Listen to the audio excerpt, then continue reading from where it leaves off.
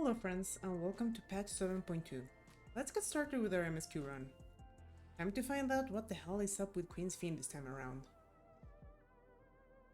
I hope you're having a wonderful evening. I have had a pretty damn good day myself, and I would like to get started on this dude over here. I kinda wasn't expecting him to just randomly show up right at the beginning of MSQ, but he had something pretty interesting to say. I have reached out to a few of my childhood acquaintances, but as we suspected, only those without regulators have any recollection of mourning Queen's Fiend.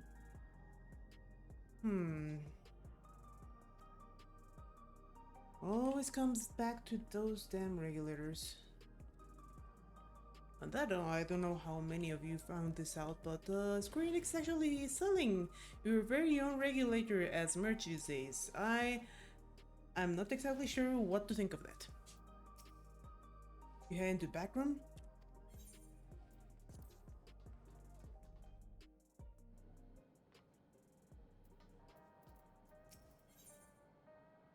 Krile wishes to catch up on recent events.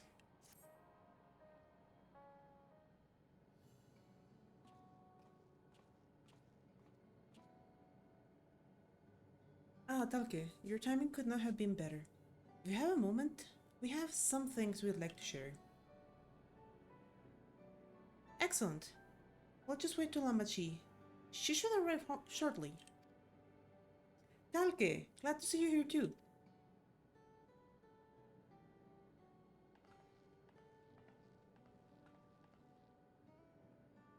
And speak of the devil, let's catch each other up, shall we? Right. I'll go first if nobody minds. I've been back into Leol and spoke with Koana. I told him all about the records left behind by Gulja's mother, as well as Fiend's reappearance. We decided that I should remain in the dome until things settle down more. But while I'm Gulja's guardian, I'm also a foreign ruler. I'll have to take care not to appear as though I'm meddling in Alexandrian politics. That's all for me.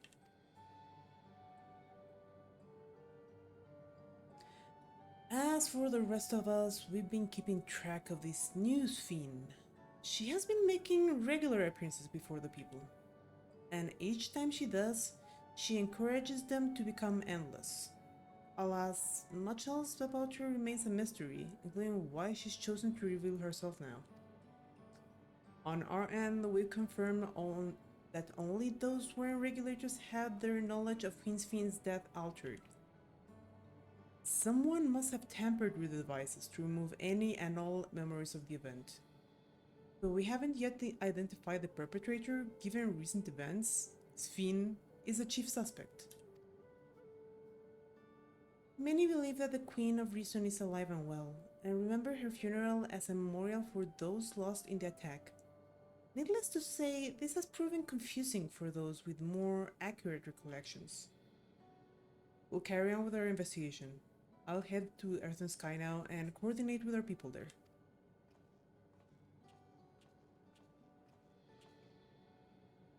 There's one other matter. The highlight of this gathering, you might say. We'd like you to meet a certain someone.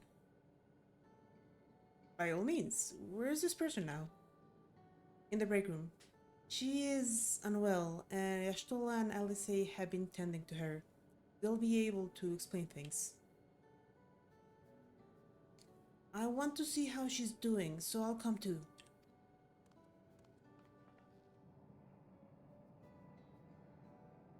The break room is at the end of the hallway through that door.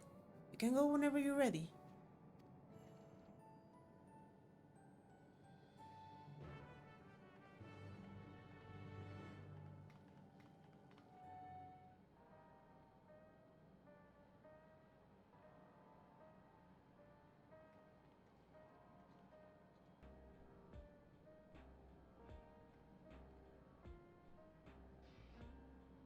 Alright, time for us to go to the break room and see what's going on. As a reminder, I generally try to voice as much as I possibly can on these runs, but I'll be voicing that which feels kind of consequential. Like, remember, these patches are fairly long, and I only have one day to dedicate to doing this, so I will be attempting to be as consequential as possible with that which I voice out. I also want to take a moment to apologize for not voicing the last section of MSQ 7.1. Let's just say life was very busy at that point and I did not have the time to do it, but now I can dedicate a day to it. So, much as I'd love to join you in the break room, I'd rather not overwhelm our guests with too many new faces. Better to keep investigating the activities of our newsfeed.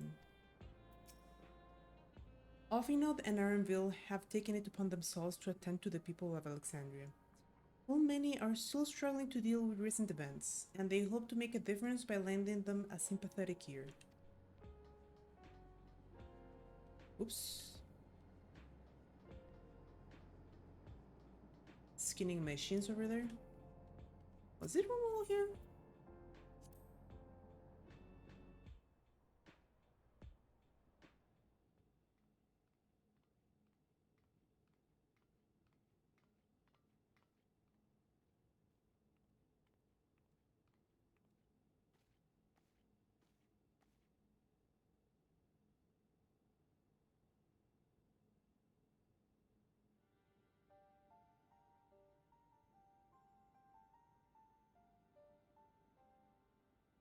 What is she doing here?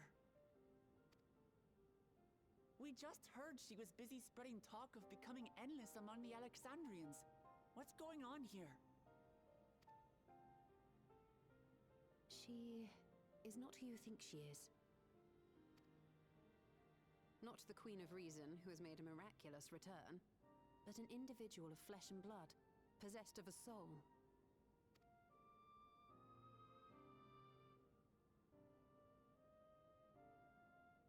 We chanced upon her in living memory, but she collapsed before we could exchange words.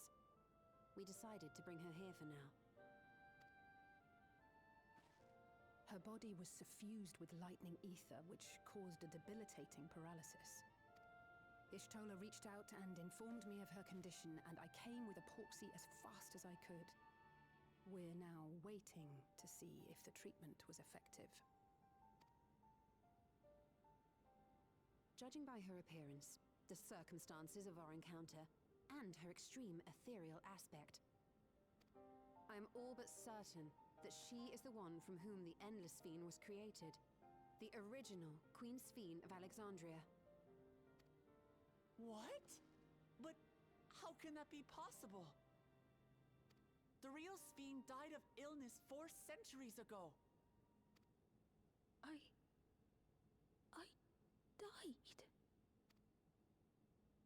Whatever do you mean? I am not dead. I'm not.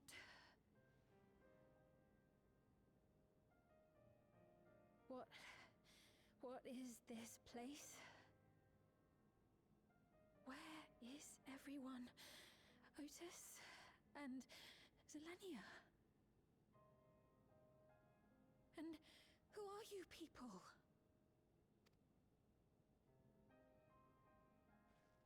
Calm down. We mean you no harm. You've been unwell, and it wouldn't do to strain yourself.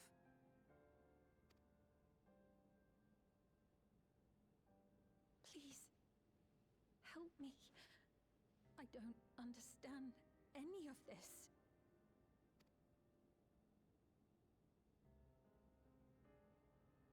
Of course. But if I might confirm some things first. You are Queen Sphene of Alexandria, are you not? Yes. Yes, I am. And ere you awoke here, you were in another unfamiliar place. Is that correct? I opened my eyes and saw a strange, dark room. Outside, there were towering buildings, clad in electrope. You slumbered at the heart of that city for many years, within a facility called the Meso Terminal.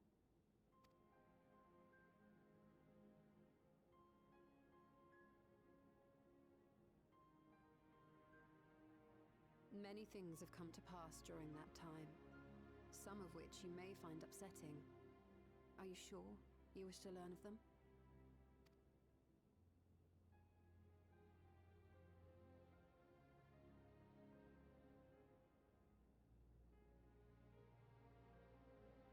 In that dark room, there was an electric casket designed to preserve its occupant in cold stasis.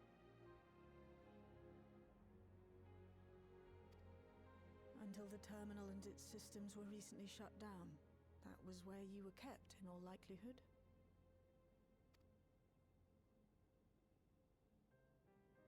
Since the time of the Old Kingdom. For 4 centuries.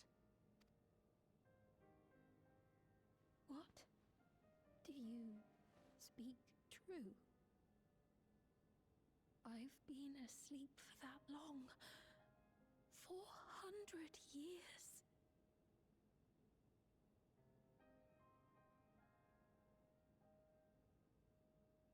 Our records say that Queen Sphene succumbed to the rampant lightning energies unleashed during the storm surge. But it seems the truth is rather different.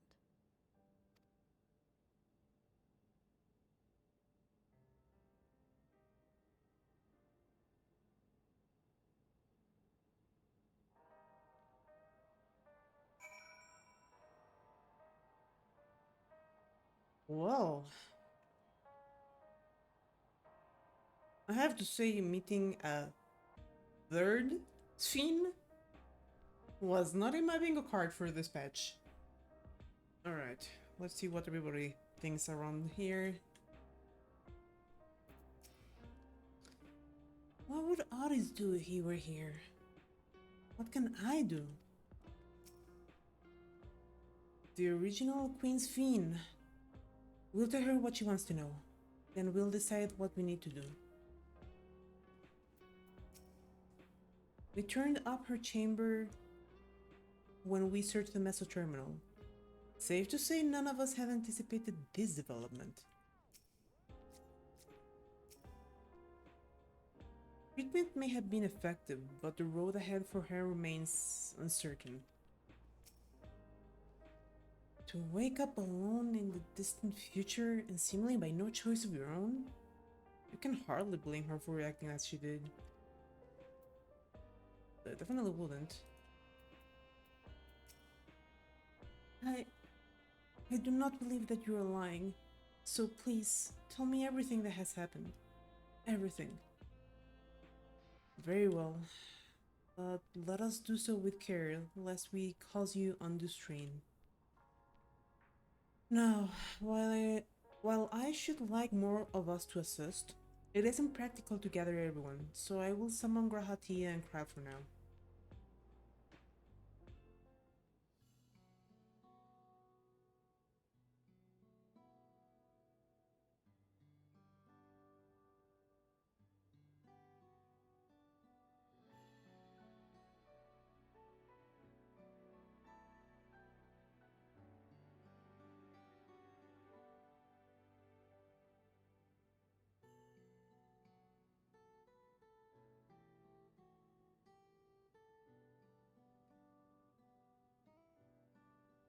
I know this has all been a lot to take in, but how are you feeling? Physically, I mean. Much better now, thanks to Y'shtola and Alice's ministrations. In fact, I can scarcely remember the last time I felt so hale. I know not how to repay them, not only for coming to my aid, but for telling me about my kingdom besides. I don't think they're ones to keep score. Isn't that right? Yep, I would say that's about right. Oh, come on. Writers, Y'shtola is definitely not the mother resort.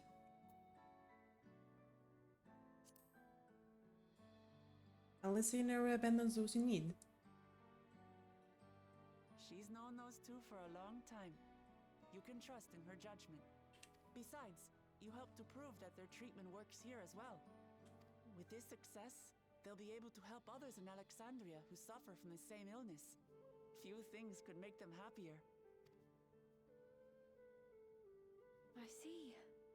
Full glad am I to know that we may cure the affliction after so long.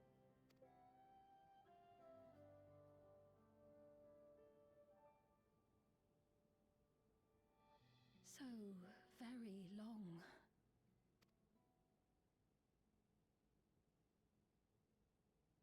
I steeled myself having been warned, but it's difficult to come to terms with everything.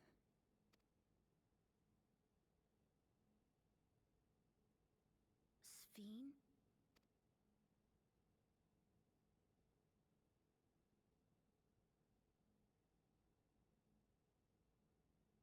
Maybe going out and seeing it would help. Alexandria as it is now. Great idea! There's no substitute for seeing things with your own eyes. That said, there is a chance that you'll run into the other Sphene. Still want to take a look, even so?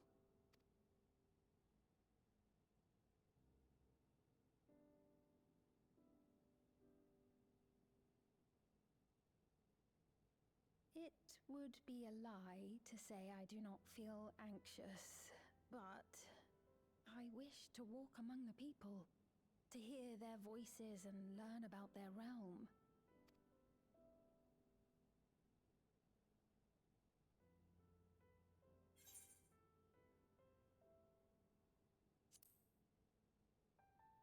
We can go together. Truly, I would be honored. Then allow us to show you the sights. Thank you, Wuklamat.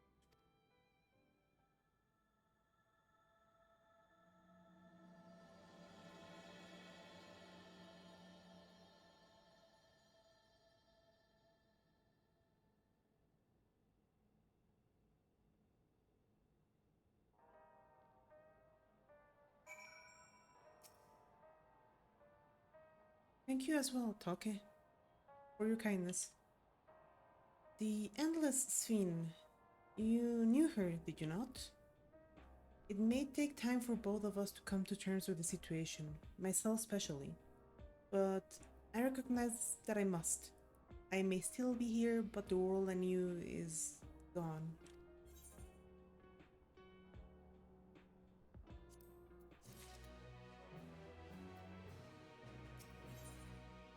Sphene is eager to see the new Alexandria.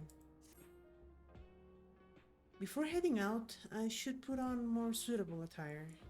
There's some modern outfit among the items Shell has prepared for me, I believe. If you would wait outside, I should only need a moment. Alright, take your time.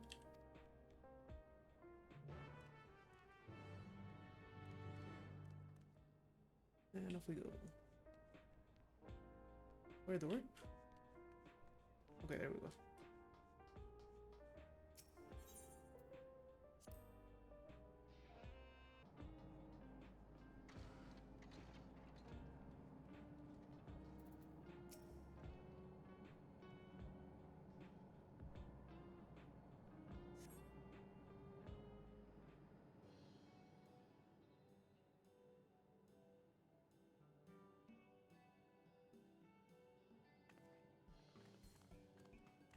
Apologies for keeping you waiting. I've never worn such clothing before. that's kind of cool, actually. Oh, that really suits you.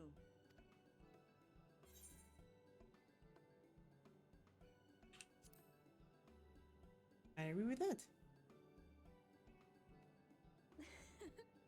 I'm glad to hear that.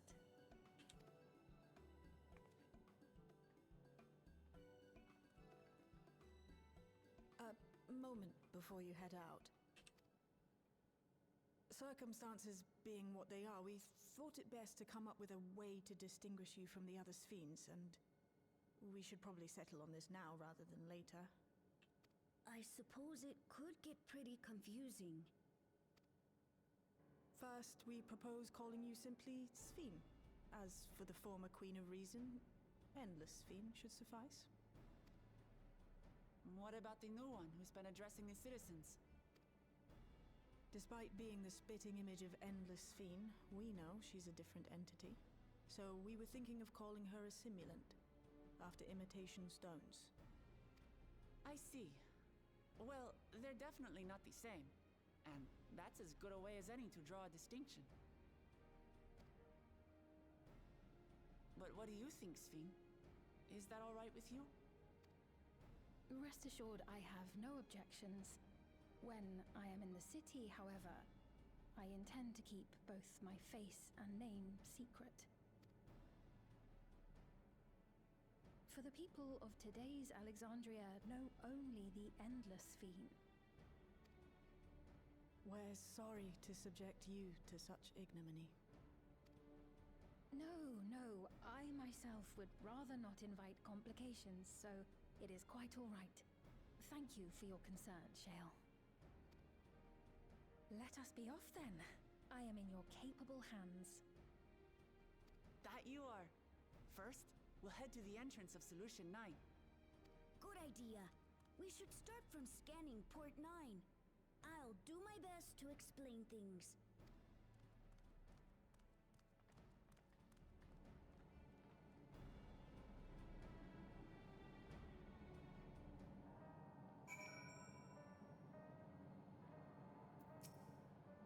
As long as we keep Sphene's identity under wraps, it should be safe enough to walk around the city. Still, we can't be too cautious while the simulant's off doing whatever she's doing. Do take care out there.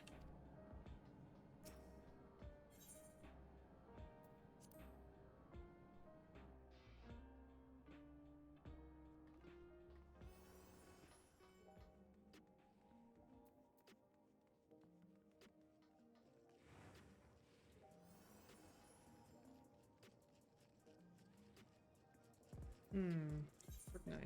Where is Information Center? Okay.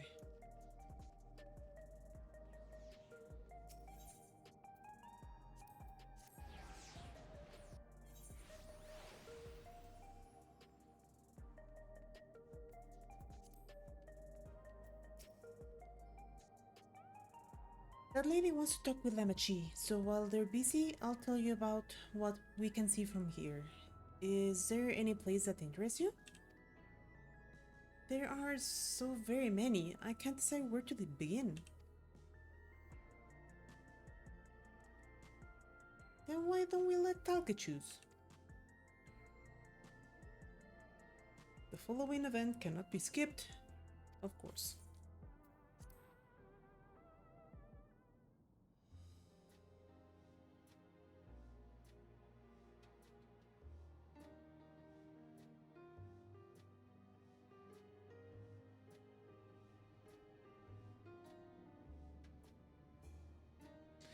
Much maligned as this skyline has become, I still love it very much. It's probably one of the coolest futuristic cities I've been in.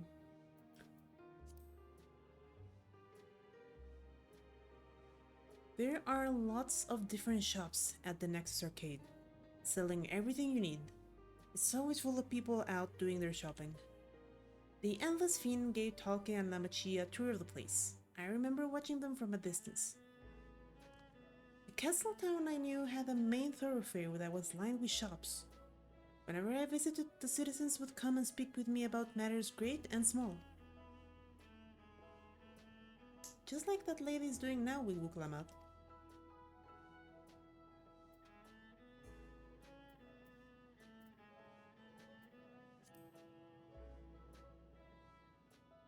In the government sector, there's a counter where citizens can get matched to jobs. There's also a soul exchange, but no one goes there much these days since there aren't many souls in circulation. I'm unsure how I feel about regulators and the treatment of souls as a resource. I understand the grief of those who have lost loved ones and the desire to escape the sorrow of death.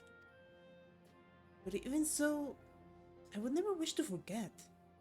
My parents, Otis, Selenia, I want to remember them all. I am reluctant to impose my personal beliefs upon others, though.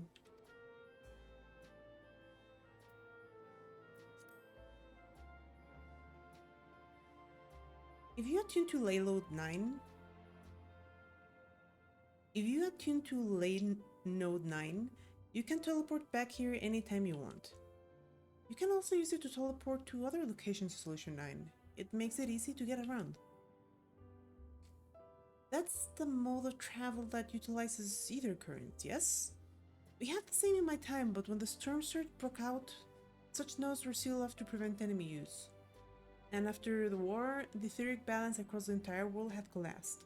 Not only was travel outside the barrier ill-advised, the act of teleportation itself had become dangerous.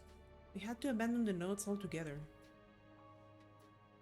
It is heartening to see them available again for the use of one and all.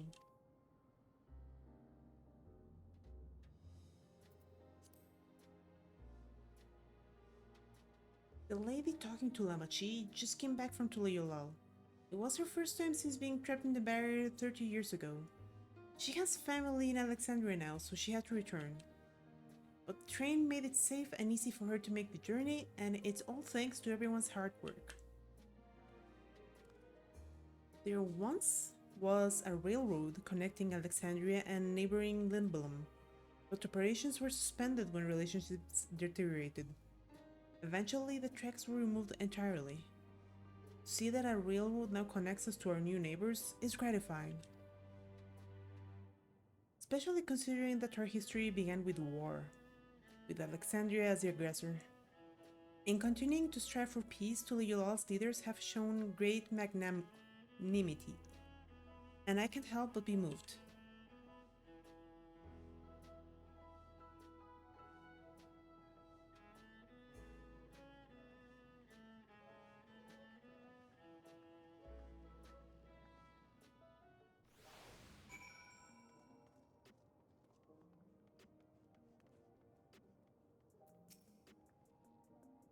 Sorry about that. I got a little carried away with the conversation. It's alright. Talkie and I told her about the places we can see from here. Really? That's great. Right then. Why don't we stroll through the residential sector and then stop at Mosaic? We can take a break there.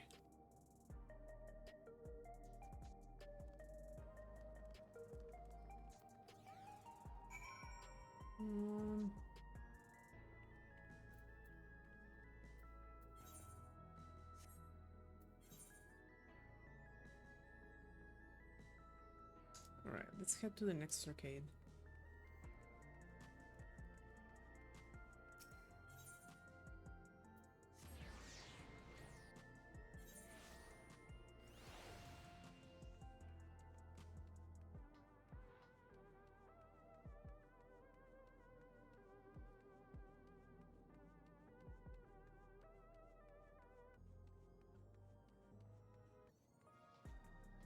I'm not gonna lie, this whole part of the city just always feel a little bit wasted, which is a shame because, I mean, I guess it does have like its RP value, but it's just a cool hangout spot.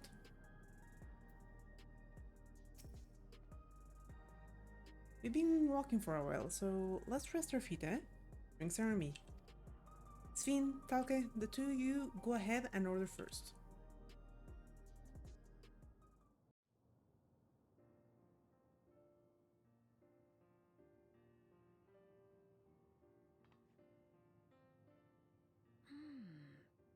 So many different drinks. I can't decide. Ooh! I'll have this, please. A Dali coffee. Of course. I should warn you though, Dali beans are an older variety known for their strong bitterness. Still want one? The bitterness is the best part. Have you decided as well?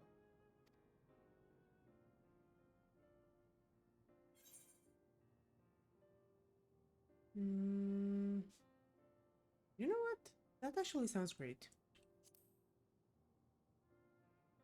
I'll have the same.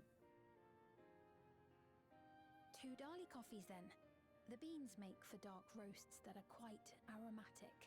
I find the sharp flavour invigorating, though a dash of milk can be a wonderful complement. I'll have your drinks ready in a moment.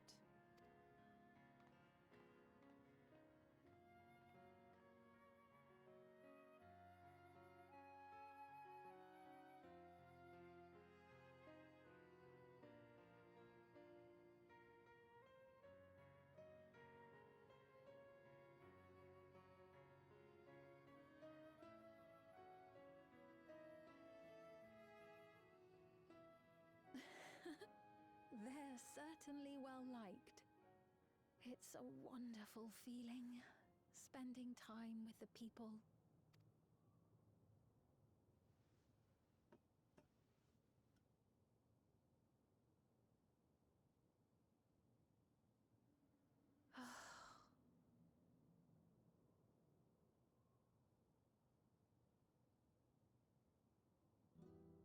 But they're not my people anymore, are they? Their city, their way of life, even the ground upon which they tread. I am a stranger to it all. The weight of the long years is finally beginning to sink in.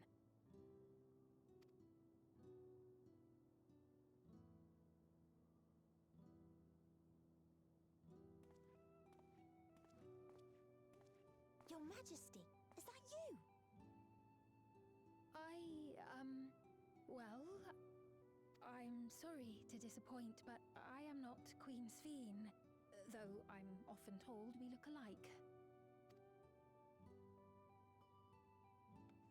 There you are. How many times have I told you not to go off alone?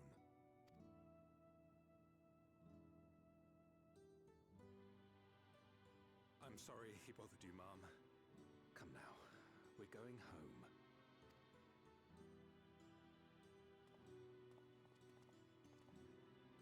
Bye, not Queen Sphene.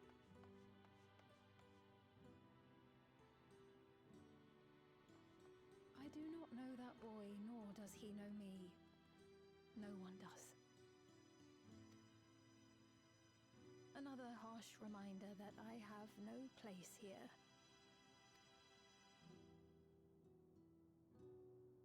Yet, no matter how much things have changed, I am happy. I am. For Alexandria has endured. Our sacrifice was not in vain.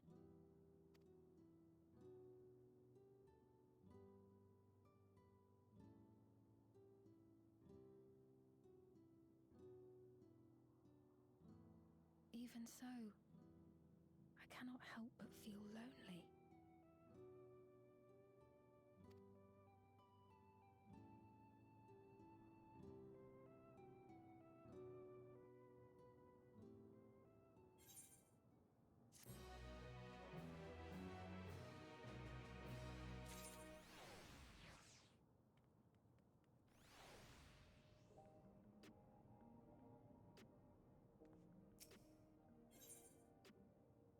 Finn looks at you apologetically.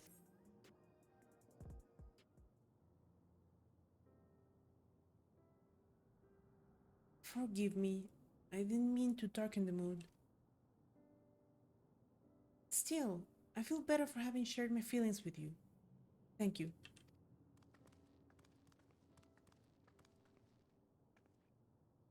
I'm sorry I'm not being much of a guide. I usually don't get approached this often. It's quite alright. The people have been through so much. It's only natural for them to seek comfort and assurance from someone they trust. Besides, I was able to relax with a delicious cup of coffee and have a lovely chat with Talkit. I appreciate your understanding. Right then, where to next? We could take a look inside the Nexus Arcade, but we could probably wait for when we actually need something. In that case, let's head back to the Creation Zone. It's splendid to see you in true view.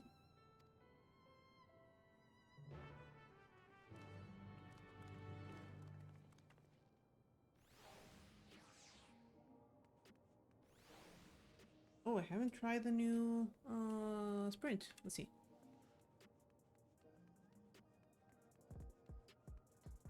So supposedly you get the jog effect after sprint is over?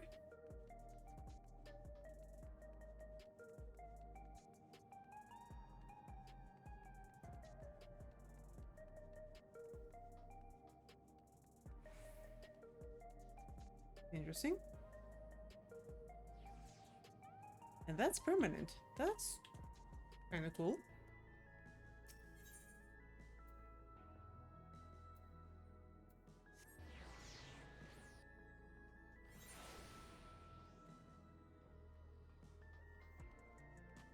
So now you don't actually need to be recasting sprint all the time. You just do it once and you're jogging all the time. Particularly good for your cardio, I guess.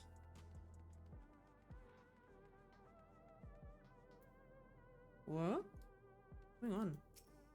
Hey, are you alright?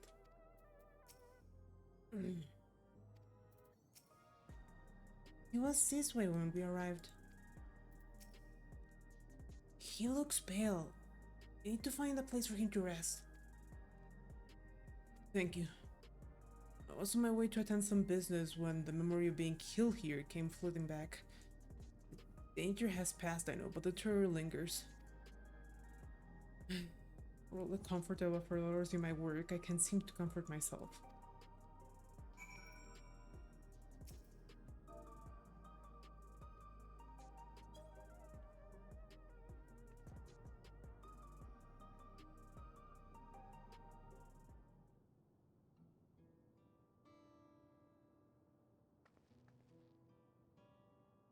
Thank you, I feel better already.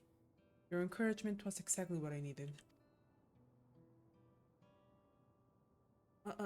Where are my manners? My name is Malachite, and I am an usher. An usher? They're the ones who came to those without long to live, right? But given everything that's happened, I expect your duties have changed. That's correct. We no longer attend to the dying. It is only after they have passed away in their family's care that we convey their remains to a government storage facility. A storage facility? What for? Henceforth, we must inter the deceased. But as the specifics are undecided, the bodies must be kept in cold storage for the time being. I didn't know. I'd heard there were graveyards over by the submerged city, but like funerals, burial customs must be lost forgotten.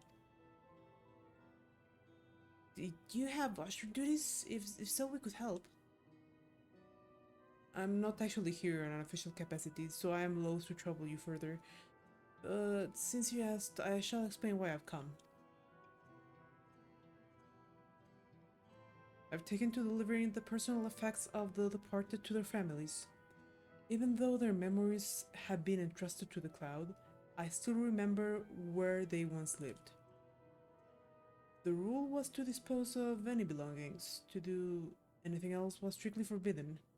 But it saddened me to see them discarded like waste, so I began secreting away what I could.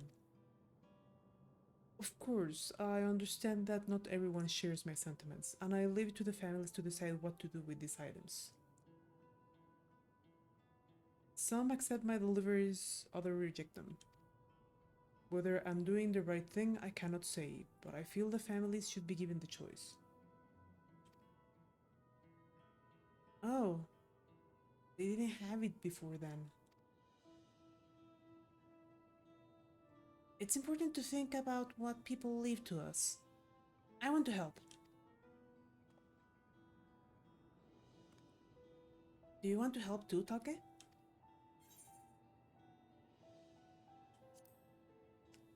The deliveries happen to be my specialty.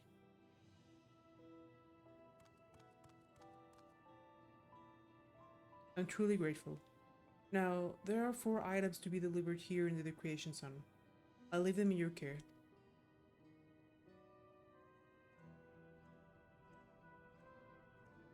In the meantime, I will head to the residential sector to make deliveries there. After you've finished, please meet me back here.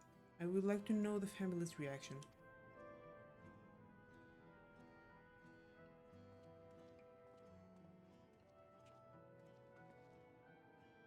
You know, there have been people in Tuliula who had similar episodes due to the trauma of the siege. Would you mind if I went to Malachite just to keep an eye on him?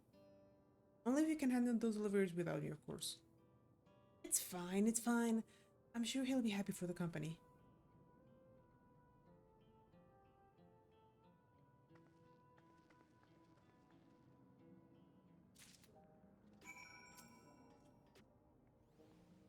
So, there are 4 items in total to deliver.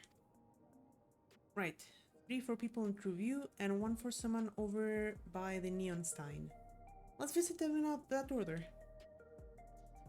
Might I trouble you to do the talking, Talke? I fear my voice may betray my identity. Lead the way. We'll be right behind you. Alright.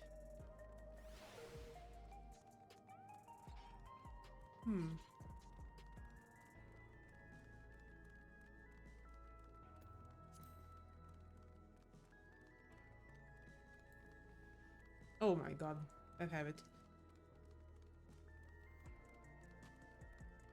Gonna have to do away with that habit.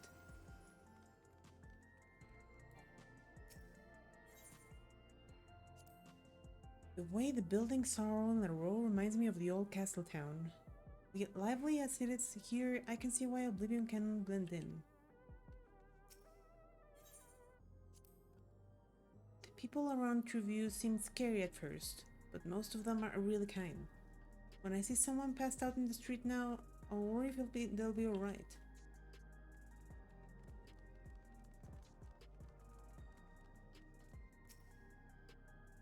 Is there something you need?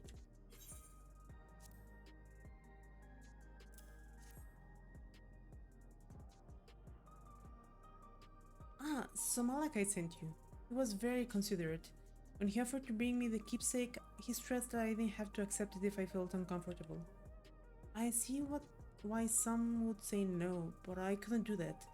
Not when it's something that belonged to my parents. I understand now I will never see again. Having spare souls won't save us from the inevitable. That's always been the case.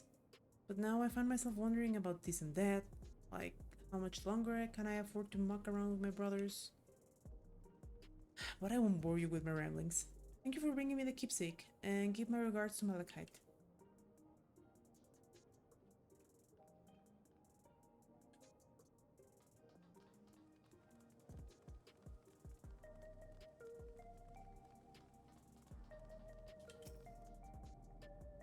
What is it? If you're trying to sell me something, I'm not interested.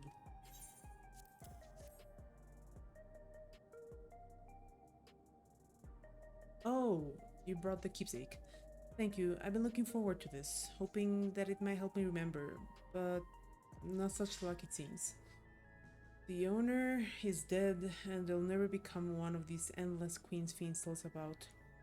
It's a sad thought. Even so, I'm not sure I want to become endless myself. If they're made by putting your memories into a new body made of ether, doesn't that mean you yourself have to die first? The thought of not having to worry about souls was appealing, so I was happy to receive a new regulator, but I've only had doubts since then. If Queen's Fiend herself recommends it, I want to believe that all will be well, but still... Sorry, I need to clear my head.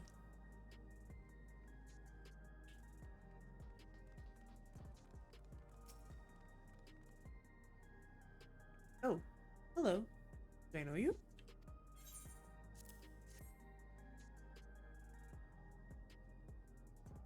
Ah, so this is a keepsake. Truth be told, I've been wavering as to whether or not I should accept it. I mean, it belonged to someone that died. It got me thinking about what we did to Tuliolal. I didn't even know we'd killed so many of their people, not until the funeral. What if they decide to retaliate? Uglamat would never do that. She and everyone in Tuliolal know that my father was to blame for the attack, not the Alexandrian people. Oh, dear. I'm sorry. I didn't mean to speak ill of your father. I just... I can't stop worrying about death. And hearing that they're running out of new regulators makes it worse. I don't know what to do anymore. That's everyone on Tribute. Let's go to the neon sign. I do not know why I struggle so much to spell that out.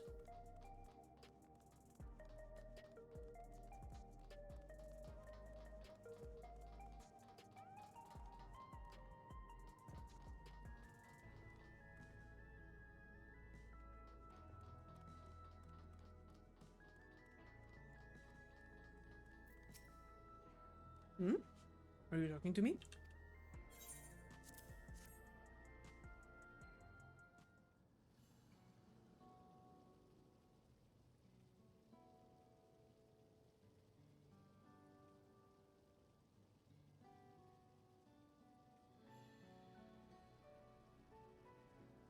Oh, right, this. I can't say it stirs any memories, but it does feel familiar somehow. You know, you look familiar yourself. Where do I know you from? Oh, of course, you're the on your hands champion. I can't stress how incredible it is, what you've achieved without using feral souls. It's a genuine honor to meet you. Though, not for the first time I realize.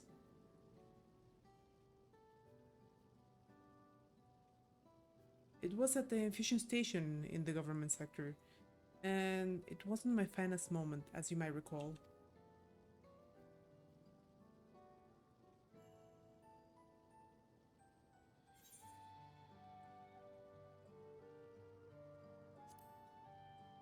You're the Arcadian fighter who was desperate for souls. That's right. I'm sorry you had to see me like that. Anyway, seeing as we are meeting properly now, the name's Lithander. I used to fight in the Arcadian, but not anymore. I took Queen's Fiend's words to heart and found a new job, one where I can put my knowledge of physical condition into use. As you know, lots of people were badly hurt when the mechanical soldiers malfunctioned, and I've been assisting with their rehabilitation. It's not something I ever imagined myself doing, but here we are. Not many people can help, others like you can. I think it's great what you're doing. Thanks, it's encouraging to hear that. There's this fellow who has to learn how to walk all over again. Becoming endless will solve his problems, but he's determined to overcome them the hard way with the body he's got. Seeing that gave me a newfound appreciation for my own body. It's a gift from my parents, a sturdy thing that survived the arena, and I need to take better care of it. I'm the only blue-scaled Hubigo besides my father. Lamachi once told me that. I don't know how my father felt about it, and there are times when it hurts to think about the things we share. Still, I don't want to lose that. Even if I could look the same as an endless, I would never throw away this body. Most people will find it hard to do so, I imagine. Just the thought makes me feel uncomfortable about the whole becoming endless affair. But I need to get back to work. Well, it's nice talking to you, and thanks for the delivery.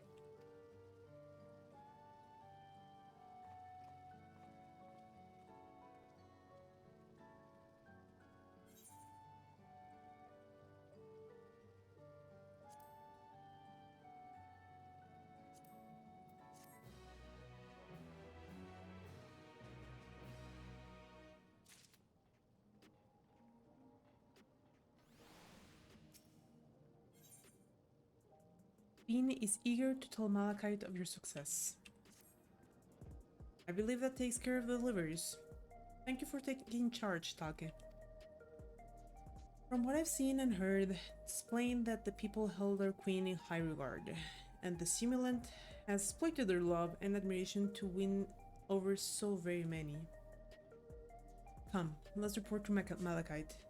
Should be back at the north of the recreation zone.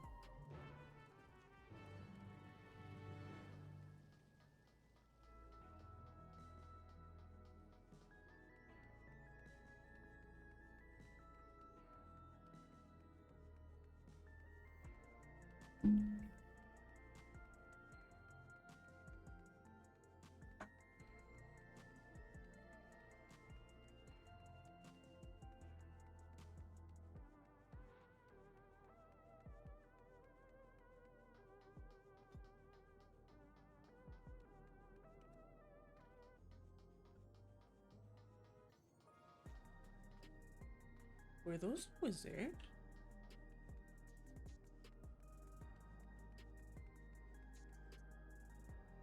Even that is cooler than the Cybertruck.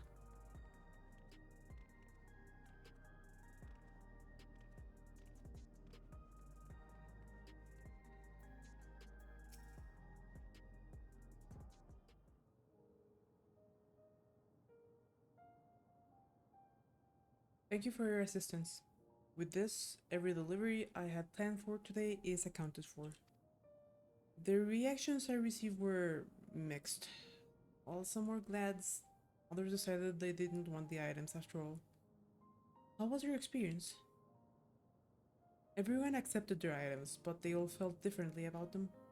One person couldn't remember the keepsake's owner, and another could stop worrying about their own death. I see. It's difficult indeed to predict how people may behave when confronted with reminders of loss. Of late, I've come to believe that we are, each of us, the sum of the moments we've shared with our loved ones.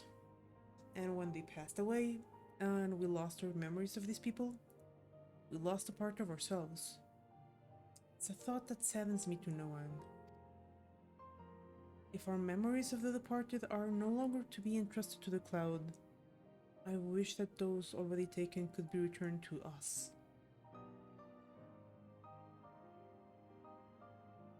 Well, my friends, I must resume my formal duties. My thanks again for your aid.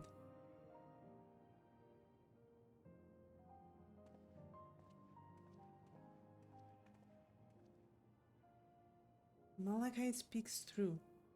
Our memories are what define us. They form the path we walk to be where we are.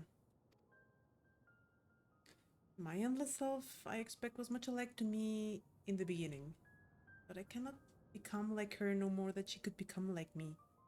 For once our paths diverged, so too did our lives and experiences. That's true. Even if we start from the same place, we all have different journeys. At some point, things like our goals and our ways of thinking are bound to change. The Endless Fiend was one possibility. A version of myself who made choices I want to believe I never would. I'm beginning to come to terms with the fact I did, though.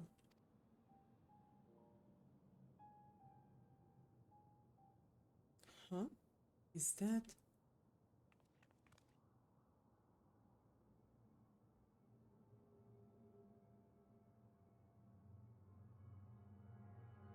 Simulant?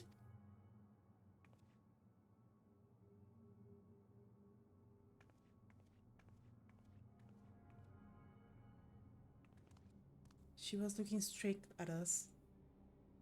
If I didn't know better, I'd say she wanted us to follow her. I have a bad feeling about this, but we might not have another chance to figure out what she's up to. We're going after her, right?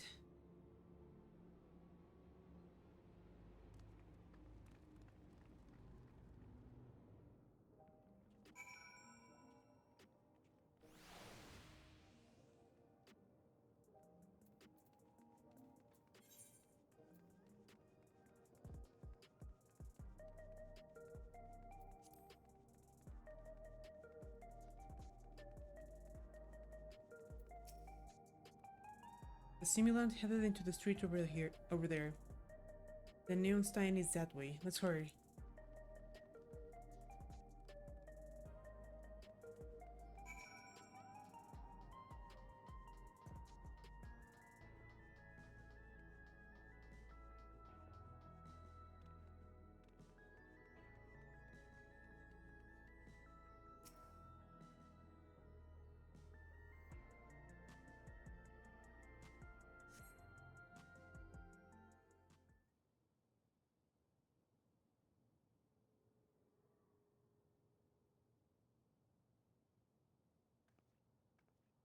Not here.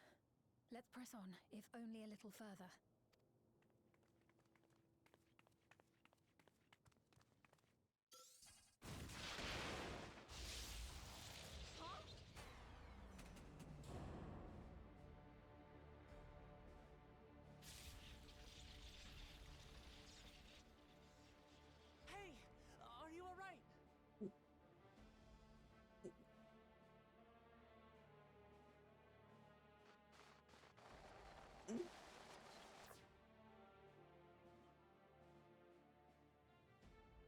So she didn't die. Vexing, but expected.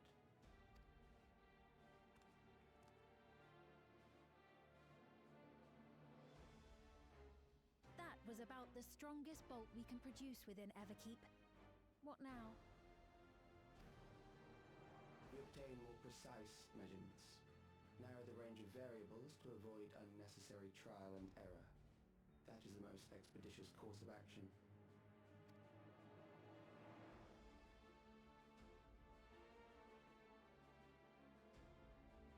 I know that voice.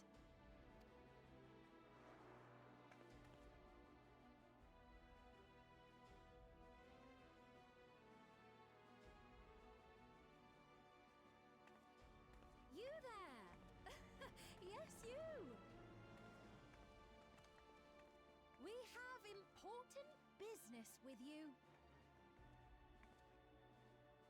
We left something in your keeping, the key to interdimensional fusion. You will kindly return it to us, yes?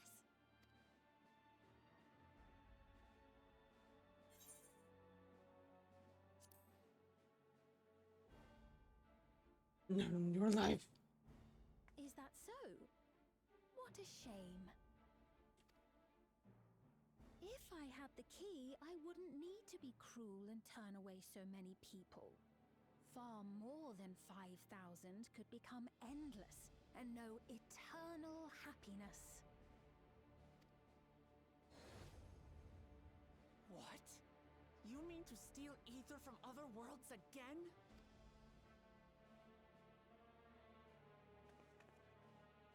All is for the sake of his experiments.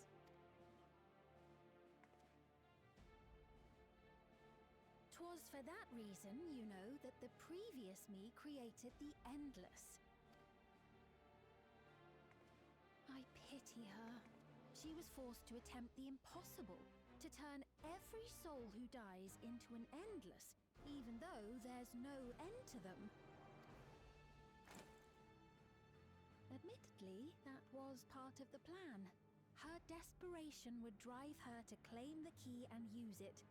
And sure enough, she did just that.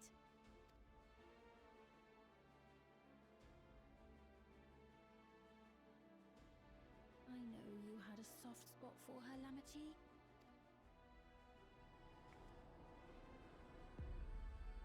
So for what it's worth, I'm truly sorry.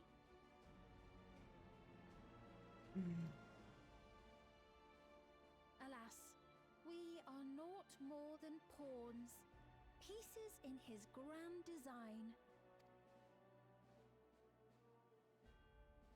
Don't you dare make light of her love for her people.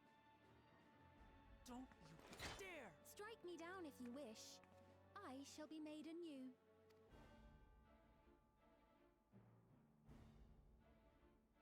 And I doubt many would look kindly upon the vow of resolve of Tuliolol if she attacked a neighboring queen, and not for the first time.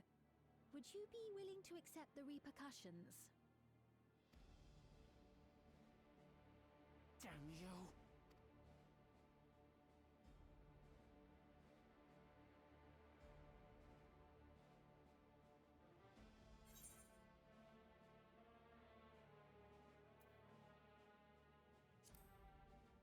What do you stand to gain by making everyone endless?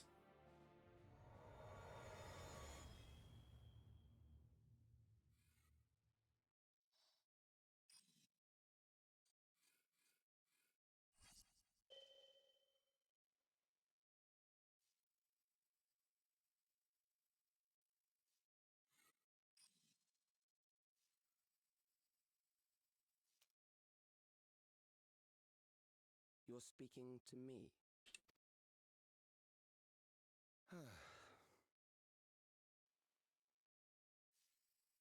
Our goal is to usher in the next phase of mankind's evolution. Since time immemorial, life has used death to facilitate adaptation in an ever-changing environment. The old and infirm are weeded out, allowing the species to thrive. Generational succession. This has been our survival strategy. Yet, this strategy has long since reached its practical limit. It is outdated. It relies on progeny, which gives rise to unchecked population growth. Resources become scarce, invariably leading to conflict. All the while, death is ever present and robs our species of untold potential. Where man now stands in his evolution, bodies of flesh no longer make sense. What we must strive for next is carefully managed, eternal preservation.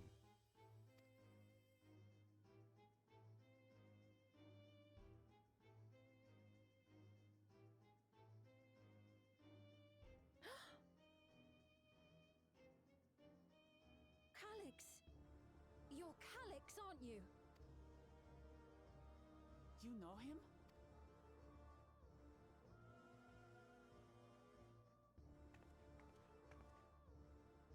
The young genius who had mastered electrope technology.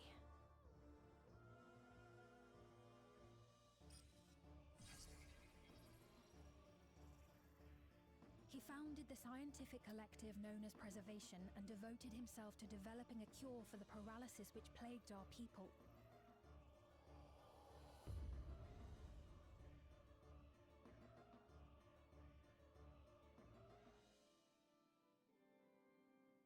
Calyx, you always had your gaze set upon the future, and I know you do now. But I beg you, do not deceive the people of Alexandria. Do not manipulate them with this imitation forged from my memories. Well, how rude. Yet, whatever you may say, I'm the one whom the people regard as queen. You may have worn the crown for a few years, but now you are no one. Just a frail, fleshy version of me that could die at any moment. The kingdom has no use for such as you.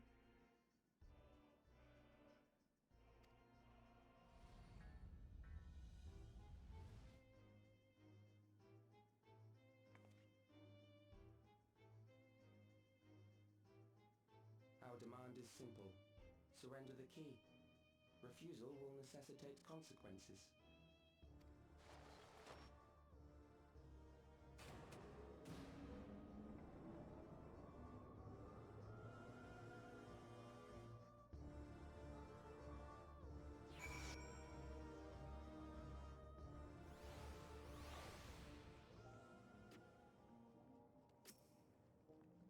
Are you alright, okay? Forgive me, I was once able to use healing spells, but my long slumber appears to have sapped my magical reserves. It's frustrating to be so powerless. Perhaps I must accept my newfound limitations.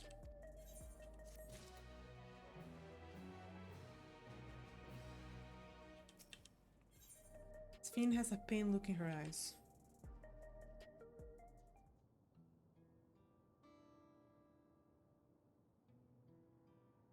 Alexandria has no need for Queen Sphene. It is a queen of reason, my endless counterpart that they love.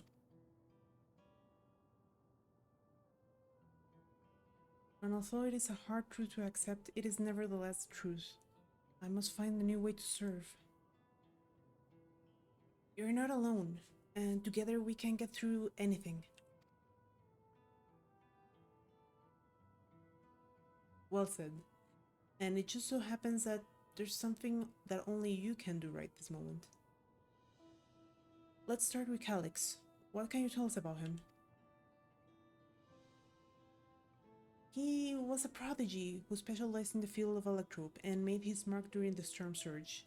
Yet, even as he basked in the admiration of his peers, he struggled with an illness he had from birth, which left him with precious time to live. For him to still be here 4 centuries on, I think it's safe to assume that he too has become an endless. I see. While we're somewhat familiar with preservation, I never imagined we'd cross paths with one of them like this.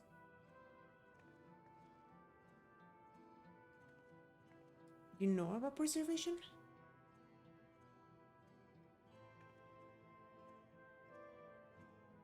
We do. They're supposed to have created Everkeep's core system as well as the Endless Fiend. Did they? Oh, well, I was numbering.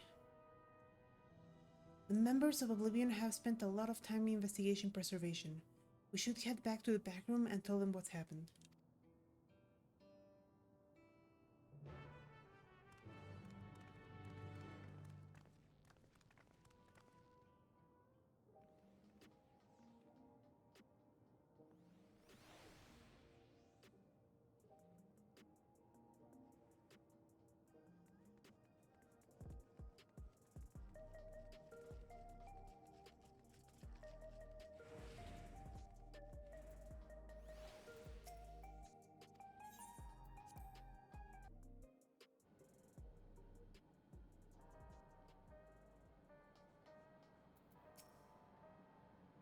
I think that Kral's parents were once members of Preservation.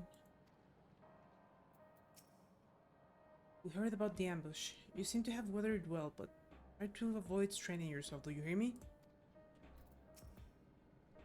We've given the others a summary, but we can wait on the details if you need some rest. Are you feeling alright? Sign might yield some clues.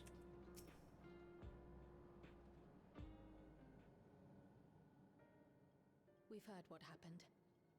So, preservation has revealed itself at last. And using the key, they mean to turn even more people into Endless. It seems safe to assume that they too intend to steal ether from the other reflections. But unlike the previous Sphere, they have no intention of saving everyone. Calyx, of all people, would know precisely how much ether is required to sustain an Endless. Thus, he is able to set a realistic limit to their creation, without being swayed by emotion. Carefully managed eternal preservation. Whether or not this can be considered an evolution, 'tis plain that man's very existence would be forever changed. Say, if this Calyx is as brilliant a scientist as everyone says, could he have been the one who erased everyone's memories of Endless Fiend's death? That is a possibility, though I cannot speak to his motives. Though Calyx has outright stated his ultimate goal, how his actions will further this agenda remains unclear.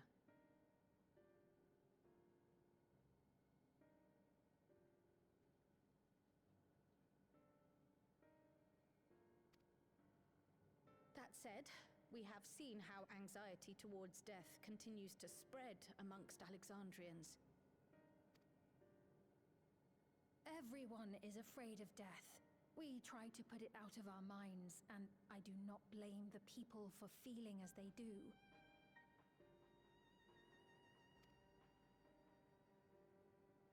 Nonetheless, I wish to stop the simulant. I wish to do what I can for those who believe in their queen.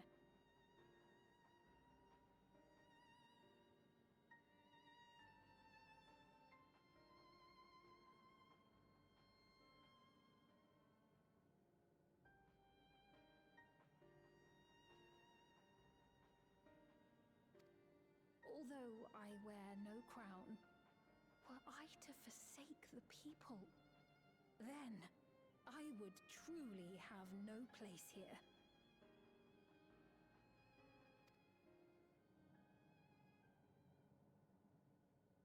I don't know if this will help in that endeavor, but I've found something interesting.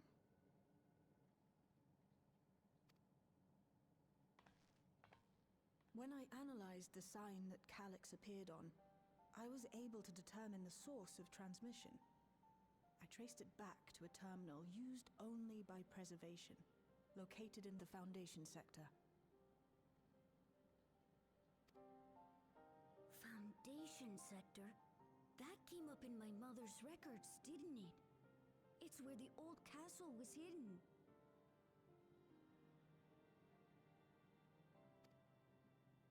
keep was built atop the castle of the former kingdom. Access to the immediate area, the Foundation sector, is highly restricted, with map data accordingly classified.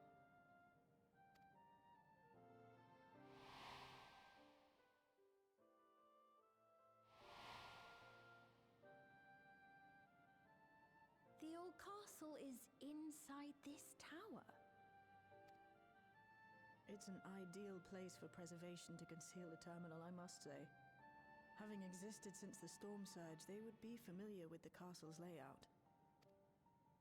But I wonder, would someone so versed in electrope, such as Calix, be so careless as to leave a trail? Oh, I expect he intended for us to find the terminal.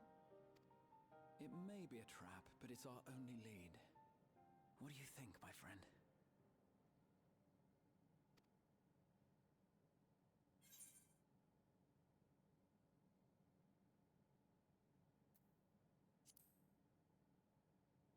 We can't leave them to their own devices. No, we cannot. We must learn exactly what he is plotting. If you're set on this course of action, I'll work on getting you access to the Foundation sector. Sit tight for now.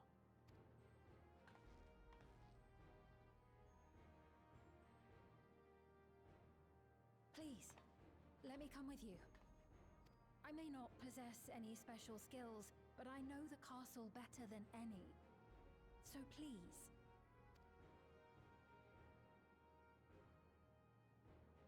All right. If that's what you want, then we go together. The rest of us will take point and secure the way, and we'll count on you to guide us in the castle.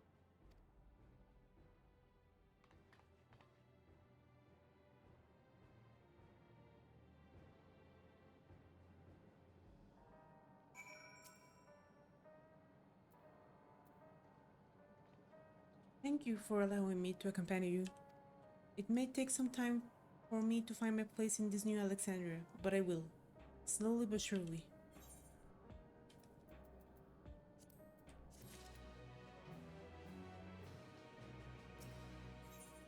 Shale is eager to get on with it. Right, I believe I plotted the viable route to the Foundation sector. As we don't have much information on the area, I'll come along and gather geographic data on site. You can leave the navigating to me. I'll stay behind this time, but let me know if there's anything I can do to help. Oblivion is fortunate to have a capable adapter like you, Guluja. And no matter what the future holds, your knowledge of Electrope is bound to serve you well. With such dependable support here, we may embark on our mission. Come, let's head to the lift in the government sector.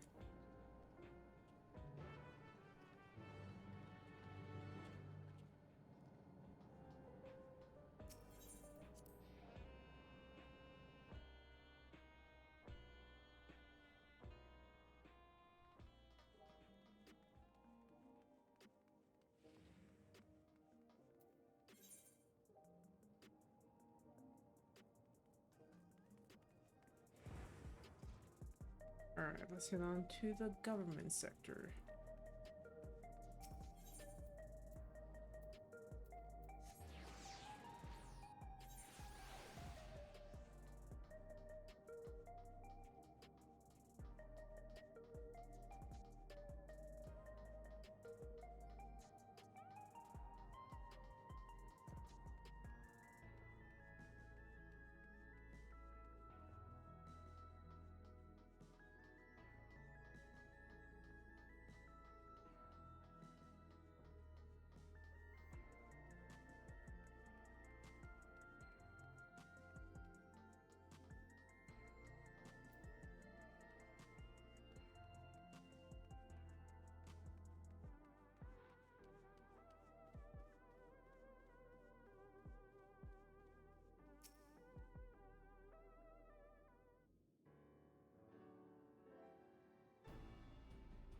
There's no direct lift to the Foundation sector, so we'll have to transfer to another on the way.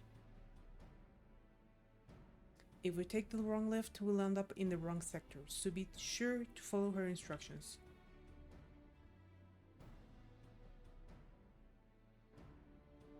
According to Teshalja's records, the tower is divided into inner and outer sections below Origenix.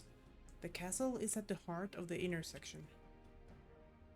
So, upon arriving at the foundation sector, we need to make our way inwards. Okay, take this communicator with you.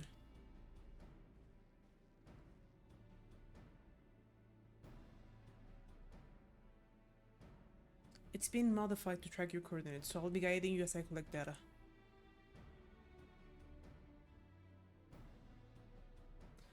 Sounds like we're all set. Let's get going.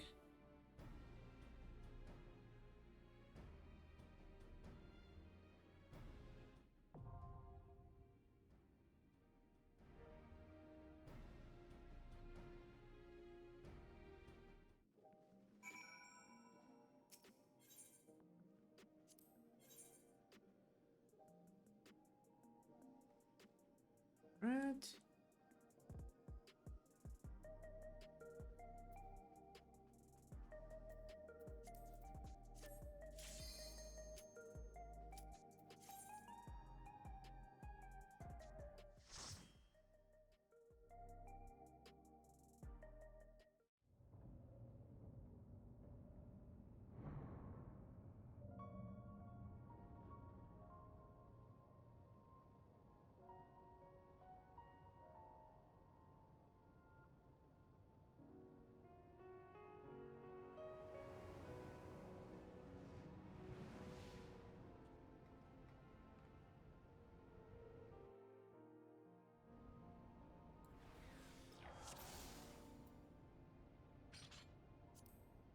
There are beasts ahead of you. They must have gotten in and made themselves at home.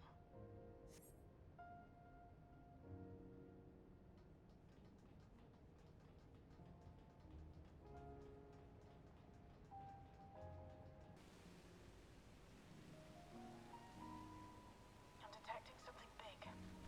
You'll have to deal with it to continue on. Gargant. Looks familiar. I'm gonna wait a couple seconds so I have inner release ready.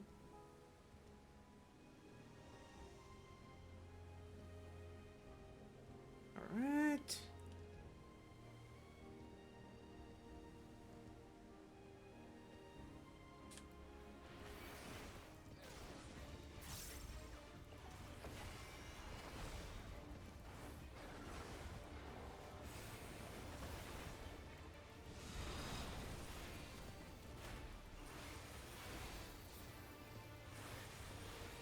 Almighty racket?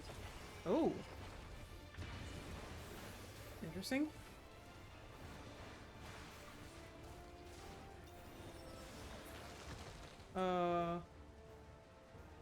Where'd he go?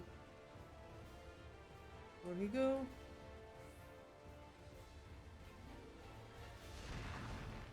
Alright, gotta keep track of him.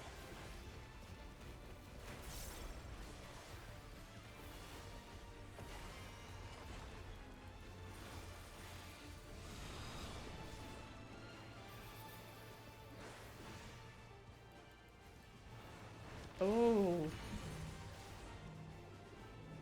Well, shit. Thank you, Kyle.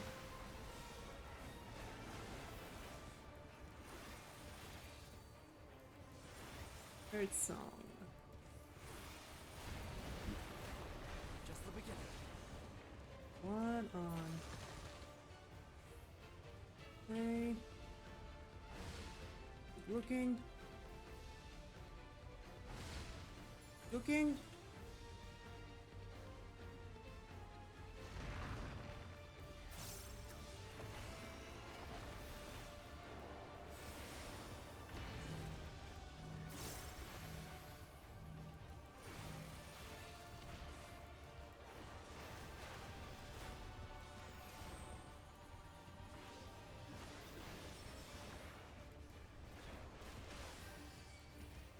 That hits a little bit harder than I thought.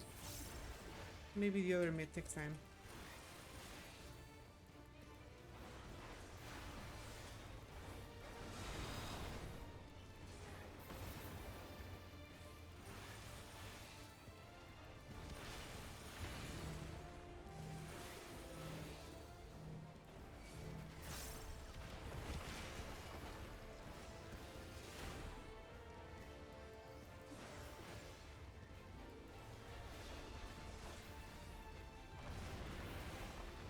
Okay.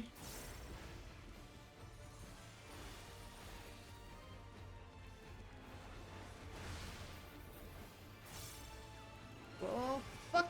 Okay, there we go.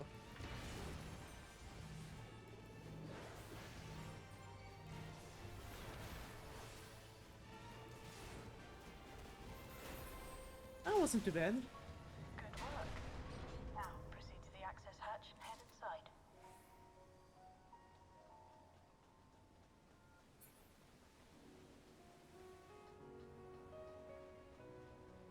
Hmm.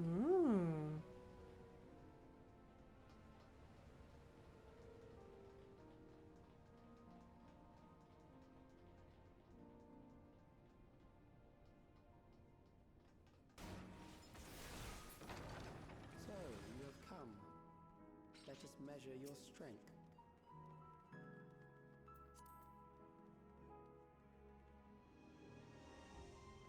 Hmm. Okay.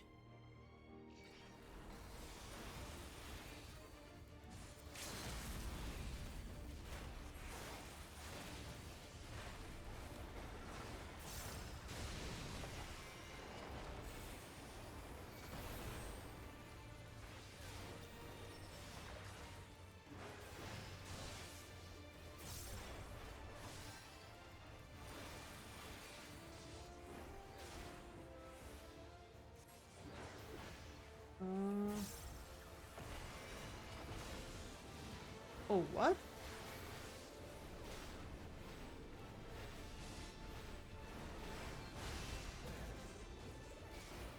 Okay, that wasn't too bad.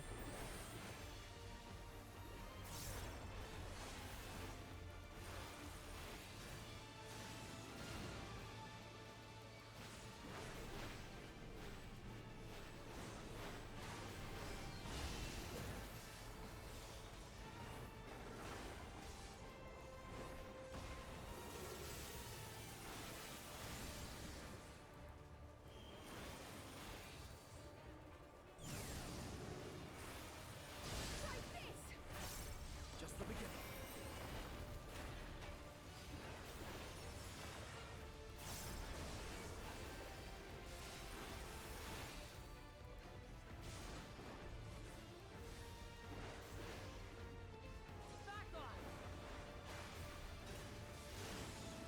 Oh! Oh, okay.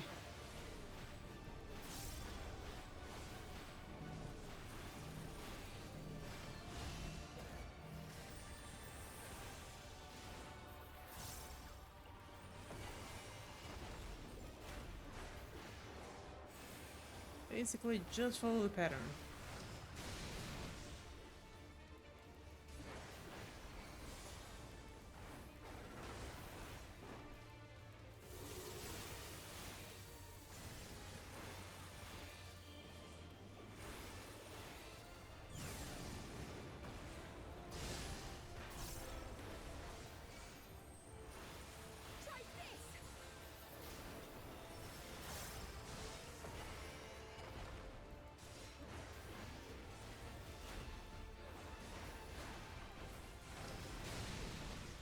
Not so shabby.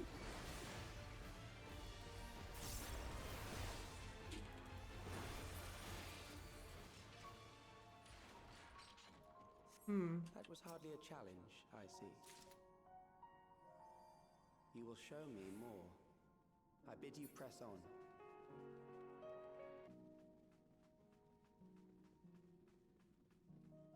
You are untroubled thus far, but I have something that may test you yet.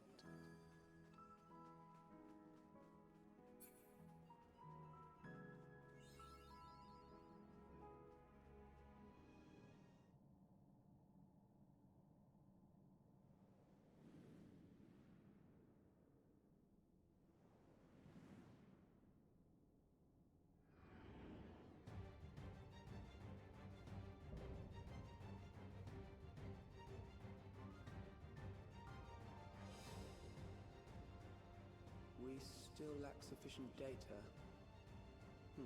Very well. Let us see how you perform against this.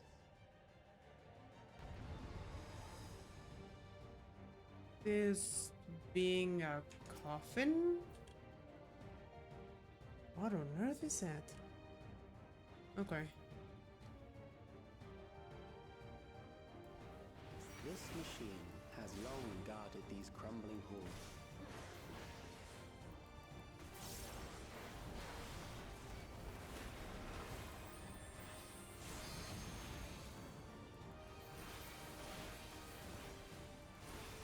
How will you handle this?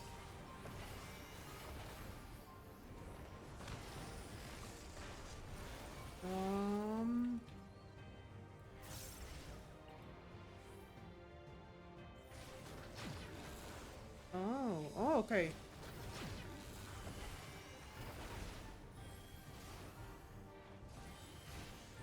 Let us introduce more weaponry. Let's activate.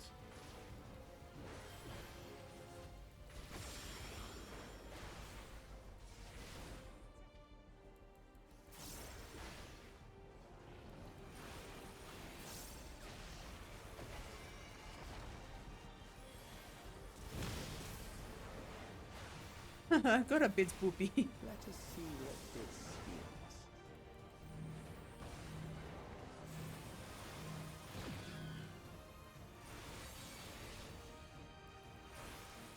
Perhaps a new approach to assess your adaptability.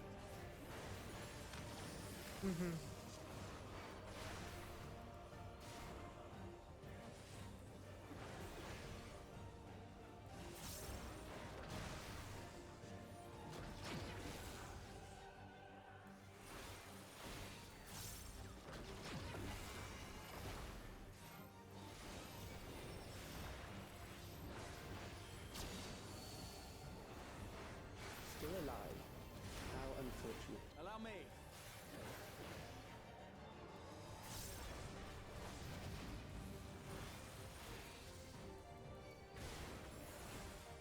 For you to die here, it would save me trouble later. Right.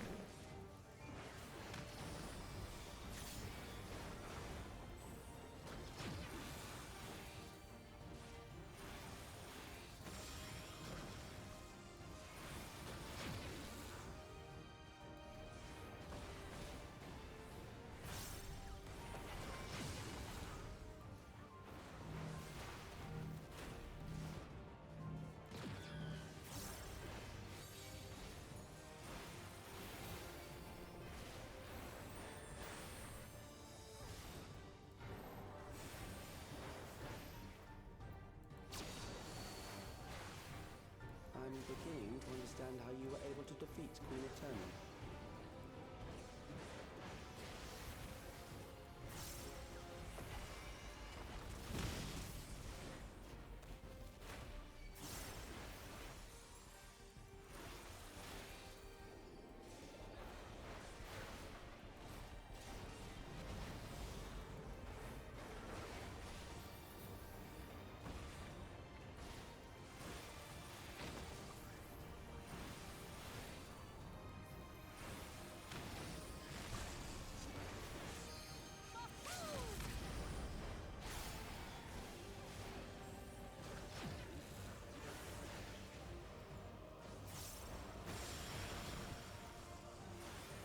Ah, fuck.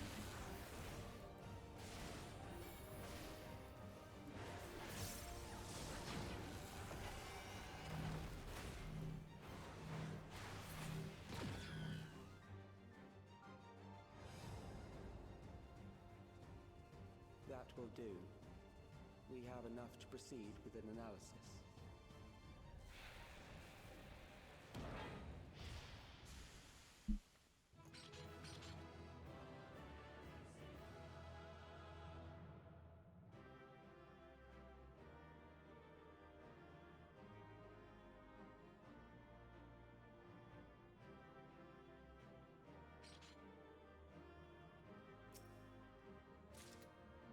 That was interesting.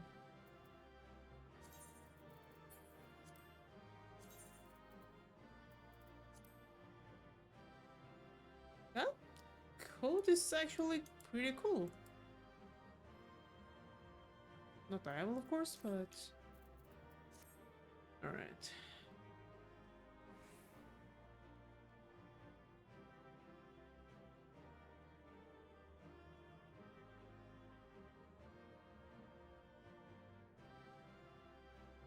No comment? Are these all coffins? I hope they're just storage boxes.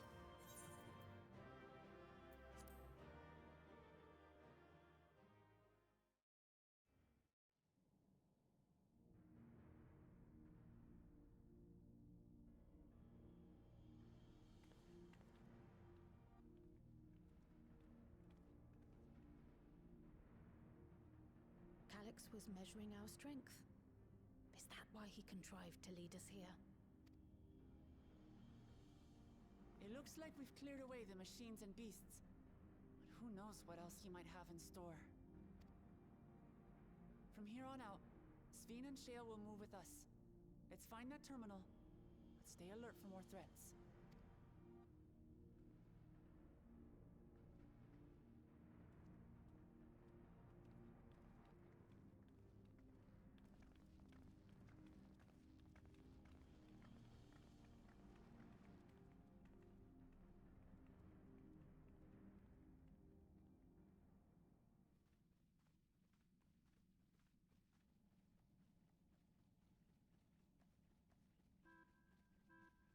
Before my illness left me bedridden, I used to walk through here on my way to watch Otis and Zelenia train. You knew Otis, if I'm not mistaken. Zelenia was his second in command in the Royal Knights of Alexandria. Oh, how I loved to see the two of them spar. I once dreamed of fighting by their side, so I studied the magical arts under my tutor. But when I was 15, the storm surge broke out, and both my father and mother passed away. As the new queen, I was forbidden from taking to the battlefield, for our nation would fracture had I died without a successor.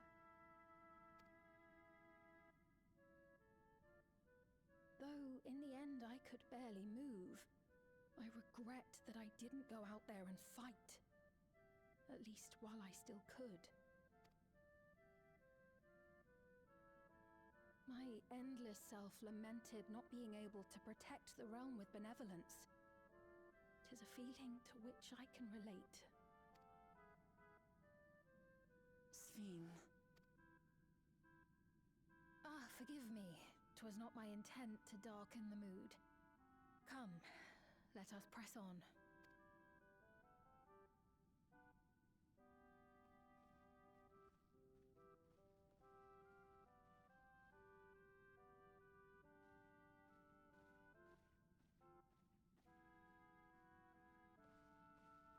This is one big castle, though. How far does this hallway go? Do you know, Sveen?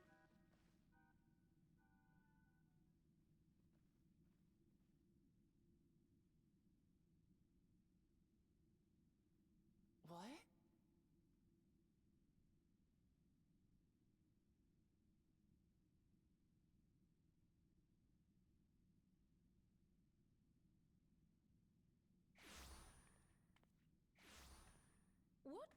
What happened?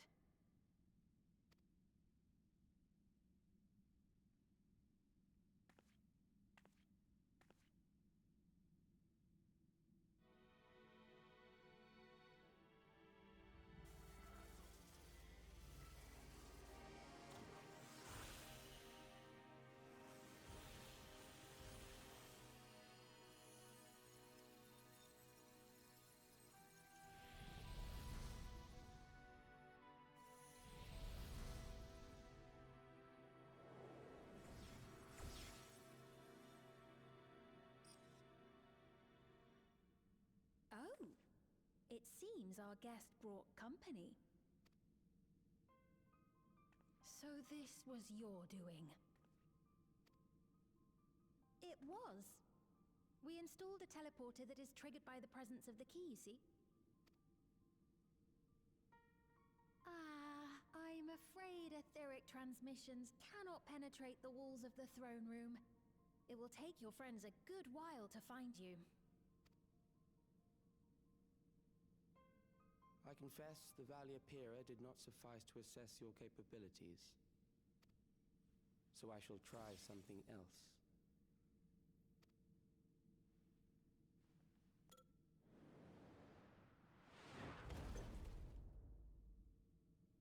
You are free to use anything at your disposal. The better you fight, the more accurate my data. Attaining a precise measure of your strength, that is the most expeditious way to reclaim the key to which you so stubbornly cling. Ah, noble Zelenia, dashing as ever. These villains mean to do us harm. Strike them down, I bid you. What? This machine is Zelenia! Indeed it is. We couldn't preserve her memories while she lived, so she has been reconstructed from our recollections of her.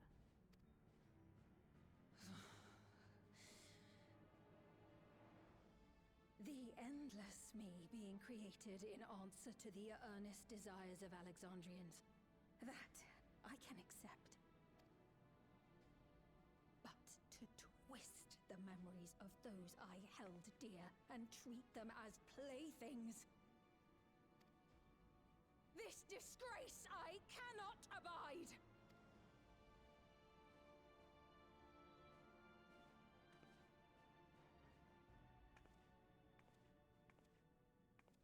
Loath though I am to comply with their demands, this monstrosity must be destroyed. Not least of all for Zelenia's honor. If she was indeed created from my memories, even if I cannot fight, I may be able to offer you counsel. So please, lend me your strength and end this farce.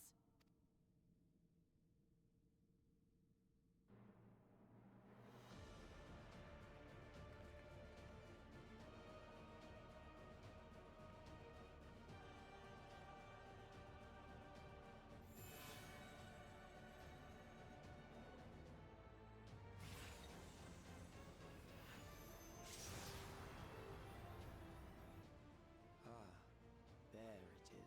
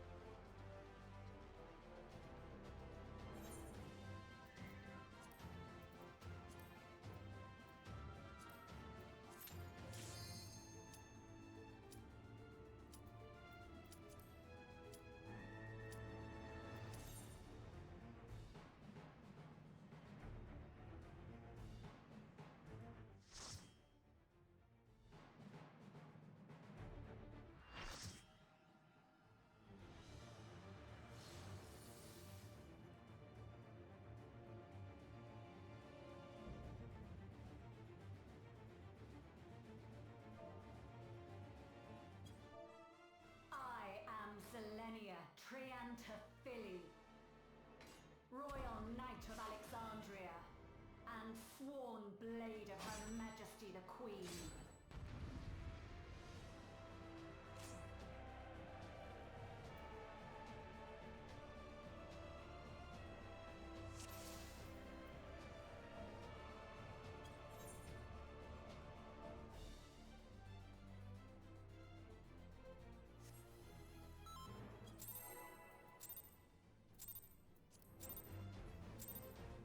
Upon my blade, I swear, no harm shall come to her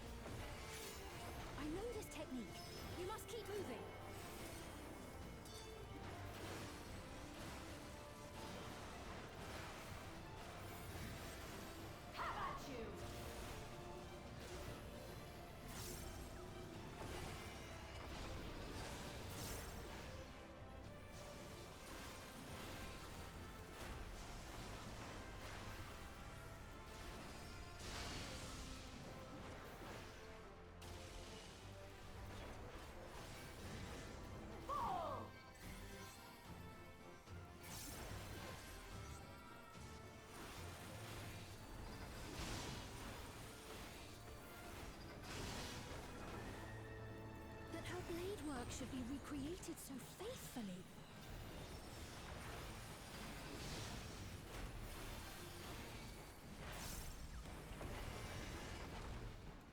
I will suffer none to threaten Alexandria! Heavens roar!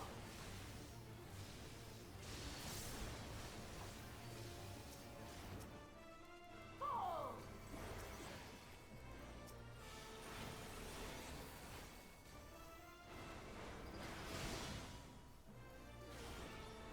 Have care. Zelenia was capable of much, much more. I will show you the soul of a royal knight!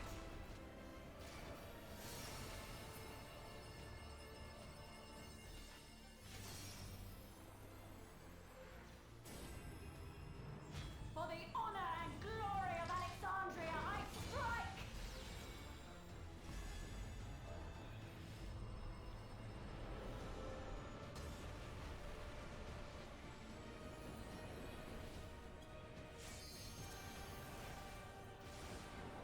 No more games! Quickly! Away from the sigils!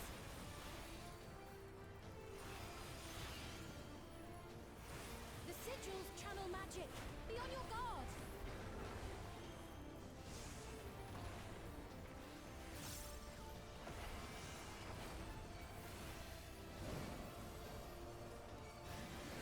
You've no time even to fear my wrath!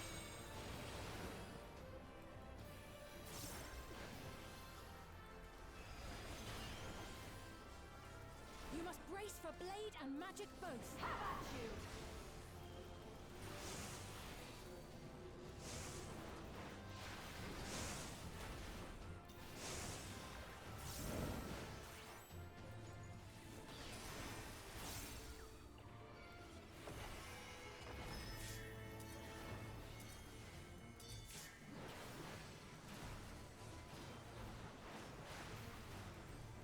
Taste my steel!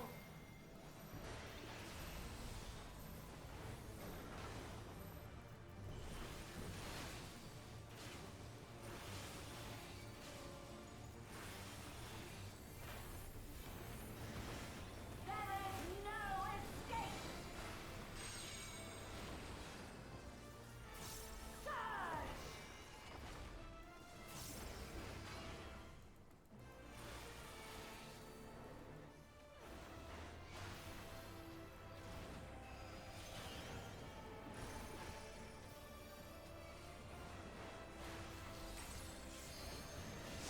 Have at you!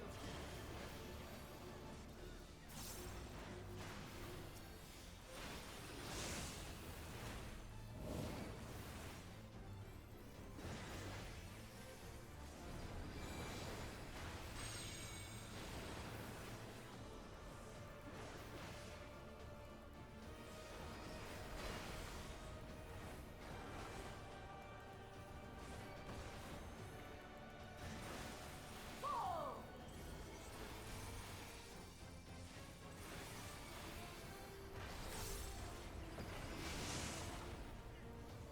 I know this is merely a reconstruction, and yet... I have pledged my life to the kingdom.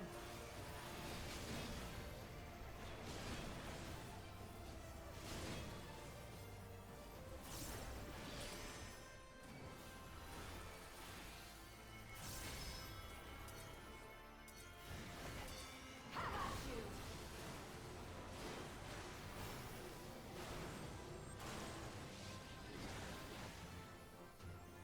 My resolve shall never waver.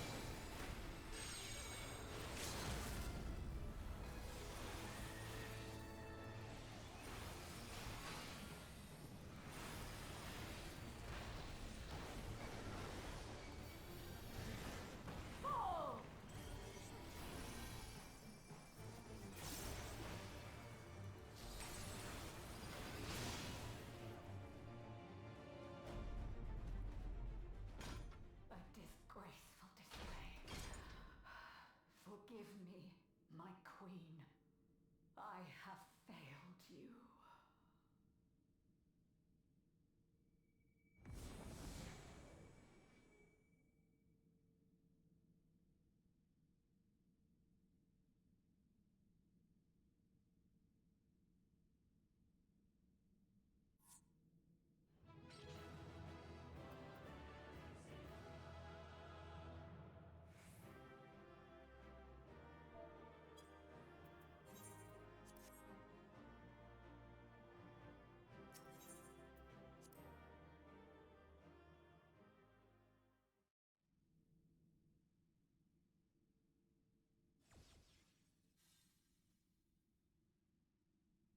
Did you get what you needed? I did. Though these figures will complicate matters. Is that so? Well, if we are done here, then I shall end the transmission. Hold it!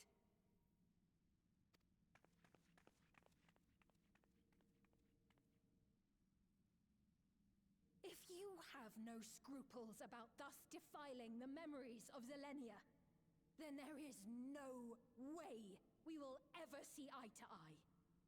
You are not fit to be entrusted with the cherished memories of Alexandrians. I, for one, have no wish to employ the fruits of my research in this manner. It is a waste of time and effort. But since I relinquished my flesh long ago, I must resort to every conceivable method, so long as the hero insists on keeping the key.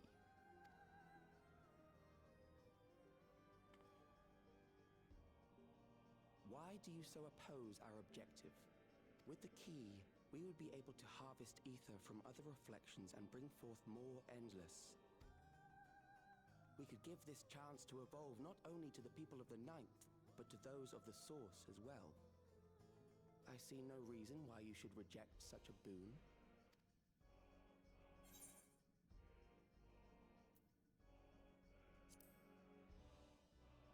You're aware of the connection between the worlds? Oh, don't tell me you thought you were the only ones who knew. That is the height of hubris. Well, I'd say our conversation has run its course. Ultimately, what you think is immaterial, for the seeds we've sown have already quickened. The people have glimpsed hope in transcending death, and they can ill turn away from it. And thus does my role come to an end. The rest I leave in your capable hands, Calyx. As a token of gratitude for consenting to my tests, I leave you with a gift. Be sure to take it with you.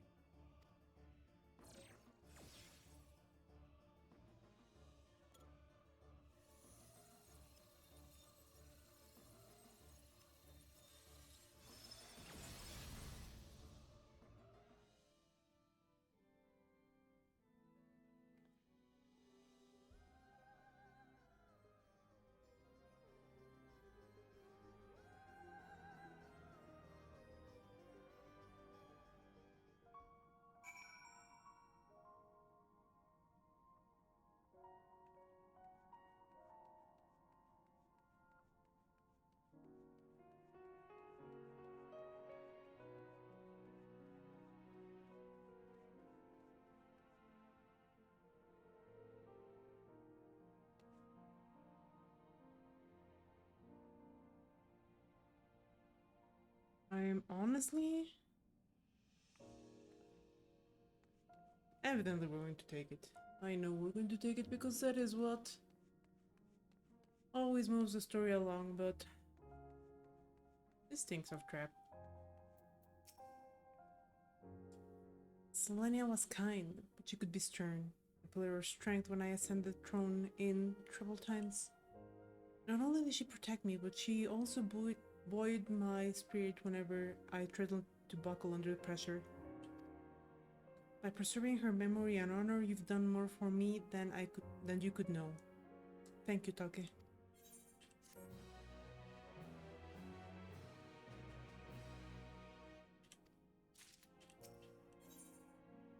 Sphene stands in silence.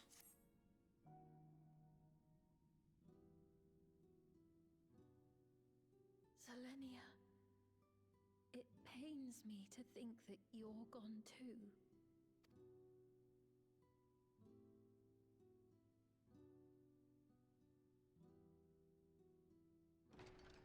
Aha! Oh, we found you at last.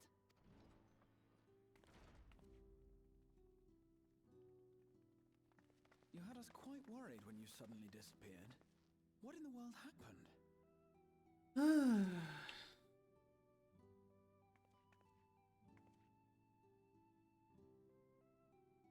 Then preservation's objective is indeed what Calyx claimed. But for them to know about the source and the shards, and to refer to theirs as the ninth, that raises some questions. Indeed. But for now, I'm just glad the two of you are safe. Oh, right. While we were scouring the castle for you, we came upon a room that looked like a library.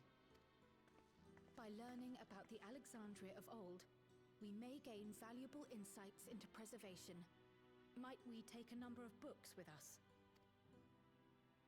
So books still remain. Of course. You are welcome to any that may be of use. If you don't mind, could we take a look around here first?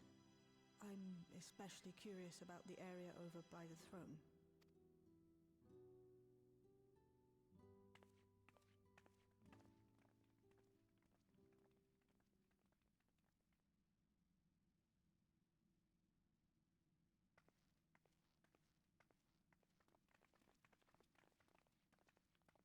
This tiara.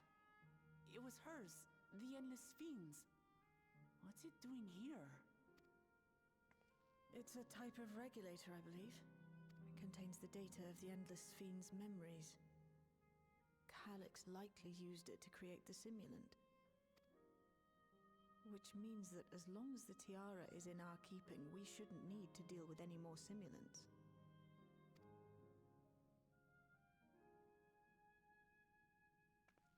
Strange that he would abandon it, though. Perhaps because the simulant already played her role, like she said. Or Calyx made a copy of the memories. In any case, not much information of import appears to remain on this terminal. But I'll make it so we can access it remotely from the back room.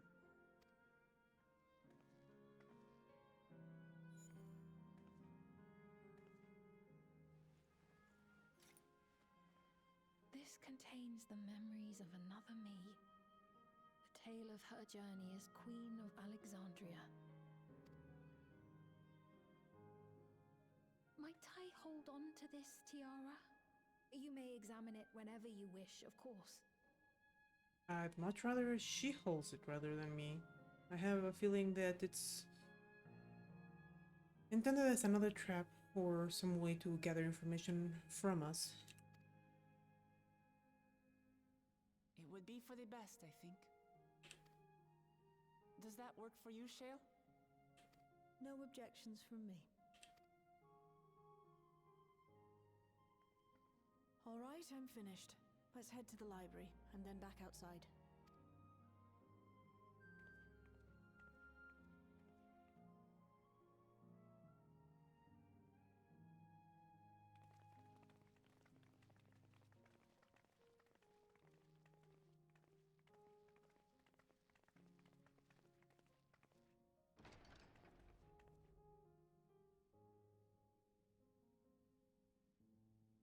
Farewell, Selenia.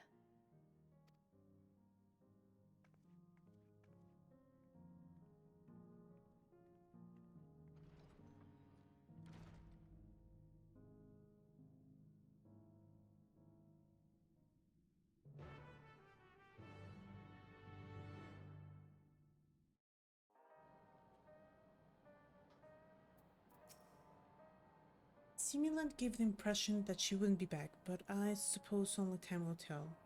And at present we have no further leads on Calyx. For now, perhaps you could take a moment to contact our friends. It would be good to catch each other up on recent developments, and I am certain everyone would appreciate hearing from you.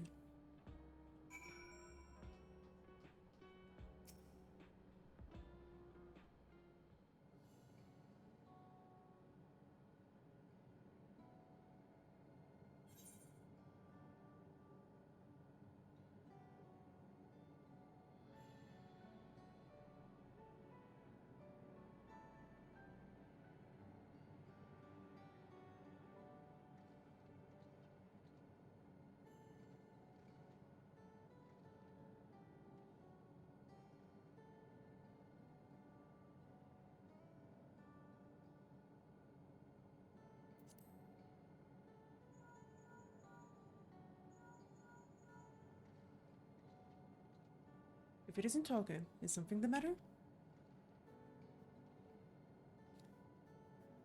So preservation is behind the recent intrigue. It doesn't surprise me. I'm glad to hear you are none the worse for your trials, though.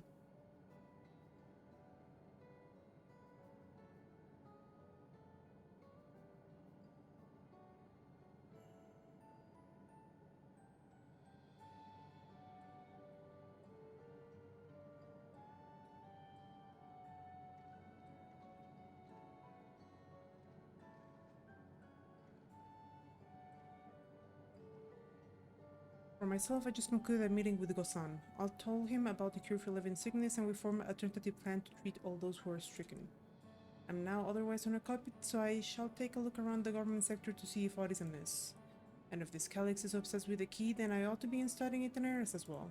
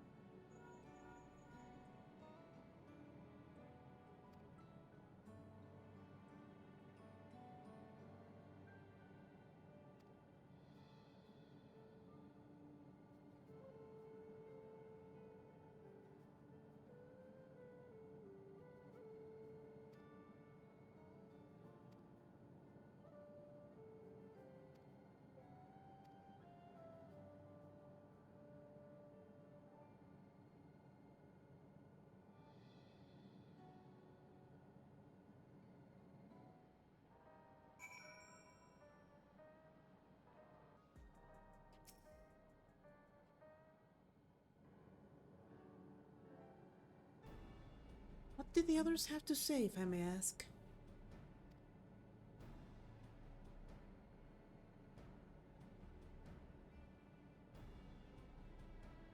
He finished treating Milos? Then we have to go and visit him. Would you mind if I accompanied you? I understand he's afflicted with the self-same condition as I was, and I cannot help but worry for him. Of course, we don't mind at all. In the meantime, I shall take myself around Solution 9 and see how things are. I share Alfino's concern about the Queen's absence, and even setting that aside, the situation is not likely to resolve itself while becoming endless remains an option. I had been meaning to visit some shops, so I shall join Kryl. While everyone's out and about, I'll try to pick up Calyx's trail. I'll see if I can dig up some information about the key for Yashtola as well. I'll help you. It seems we all have things to do. Still, there's no telling what else Calyx might have planned, so please be careful, everyone.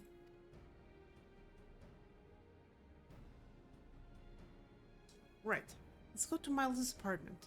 It's in residential radius 914, if I remember correctly.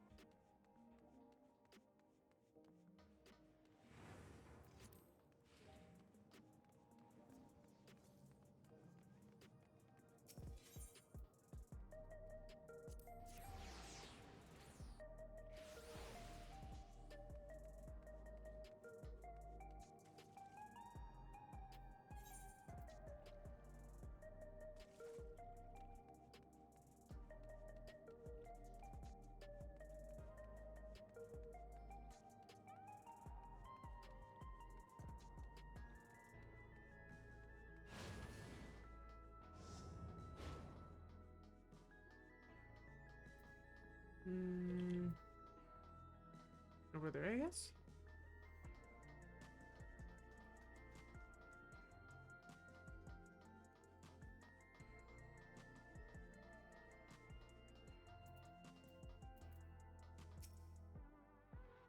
There you are. Next time something is in the offing, you had better remember to call on me. It's so good to see you again, and I'd like to know that you and Alice are friends. She's been very kind to us. I understand my endless self visited Maldos often, but we'll keep quiet so as to not draw suspicion. Look, Milos is getting up! I'd seen the treatment before, so I knew it would work, but it's still so amazing. Alice and Joshua are miracle workers. Hello. Came before with Queen's Fiend. I'm glad you came again. I believe he'll be fine now, but just for good measure, I'll administer a healing spell.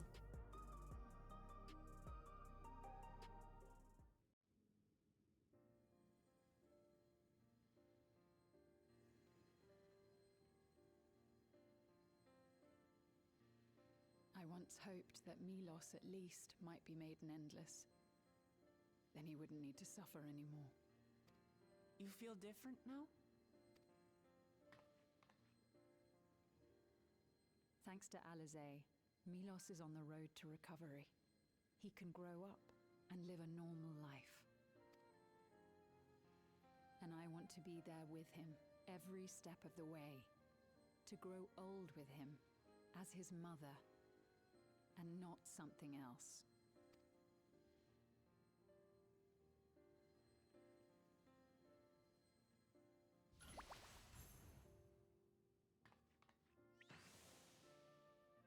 That should do it. You're doing well, I'm glad to say. Thank you, Alice. You're welcome, Milos. Now, you'll feel breathless for a little while still, but don't fret. It'll get easier to speak with time. That said, we can't rule out the possibility of a relapse. As a precaution, I would keep him away from lightning-infused objects. Lightning. Does that include regulators? It does. I understand if it's difficult for you to part with something that you've worn for so long, though, so it's entirely up to you. No. For Milos' sake, I will do it. And if the environment here isn't good for him, I must consider moving outside the dome. You two would be more than welcome in Tulihiola. It's very assuring to hear that. If you don't mind, could you tell me about the process?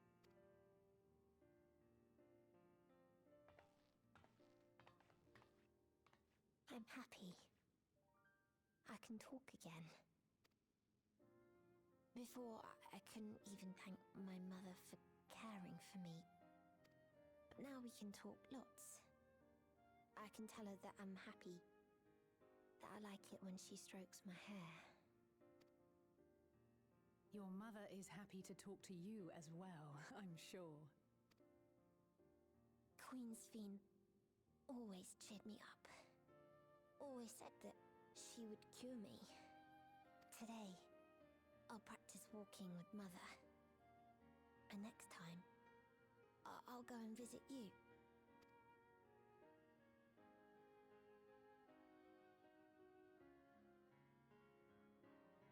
Thank you for explaining everything. We'll come again to check on you. So if you have any other questions, just let me know. Right. Let's get going, shall we? Please come back soon. You too, miss.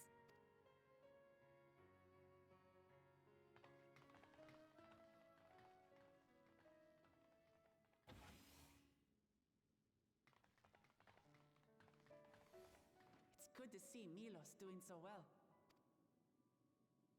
The Endless Me gave him the strength to hang on, and she didn't rely on any special power to do so.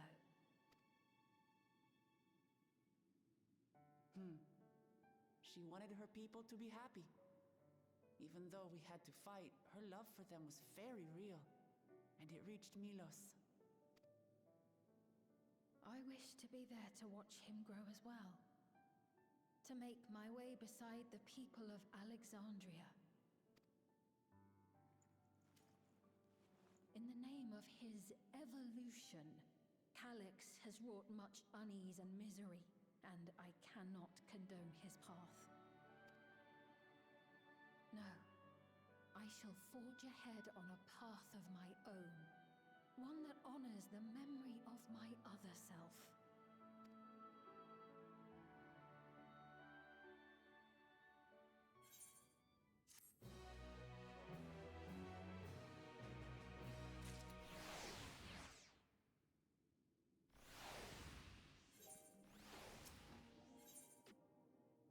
Finn is in higher spirits.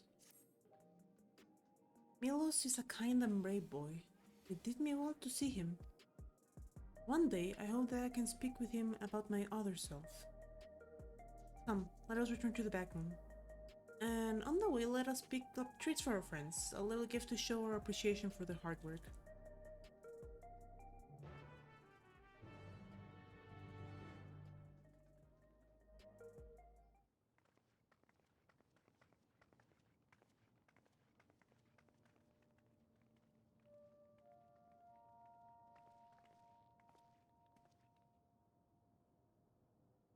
Citizens of Alexandria, please be advised. The distribution of neo-regulators has concluded. We ask that all recipients equip their regulators and promptly complete device registration. The evolution of our kind is at hand. Together we shall rise above death and bask in the infinite possibilities of eternal life.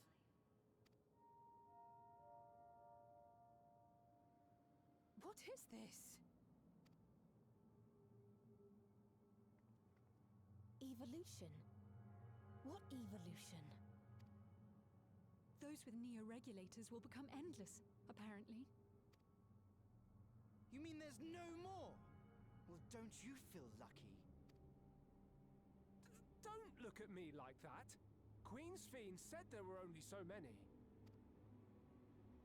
I haven't registered mine yet. The more I thought about it, the more unsure I felt about becoming an endless. Well, I registered right away. Anything to stop those terrible nightmares of being killed by mechanical soldiers.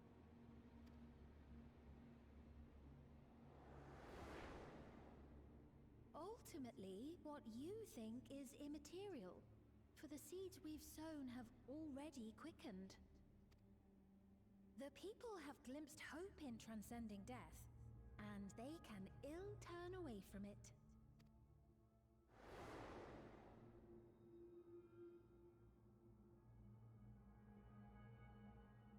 I see.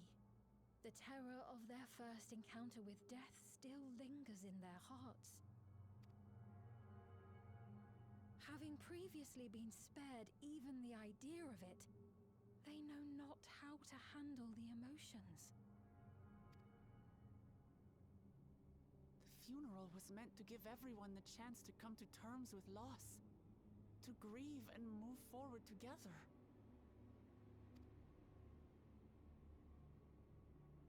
But everyone who was wearing a regulator had their memories of that moment erased. And to see those oblivious, happy souls, those who remembered must have wondered if it might not be better to be like them, to go back to a time when death didn't exist.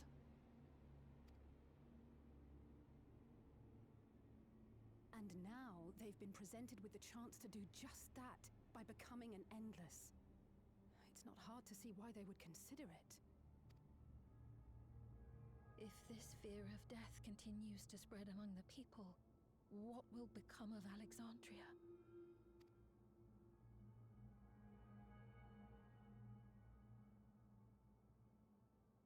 The gifts for our friends will have to wait. We should return to the back room at once.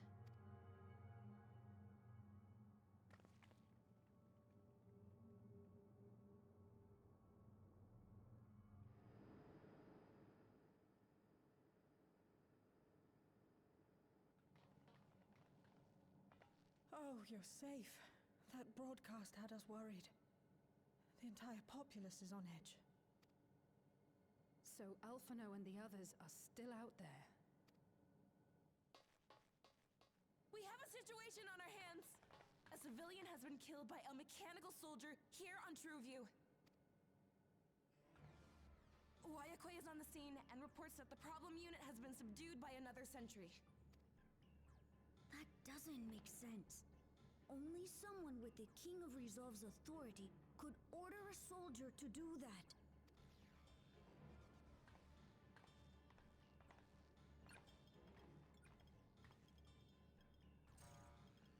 Not good.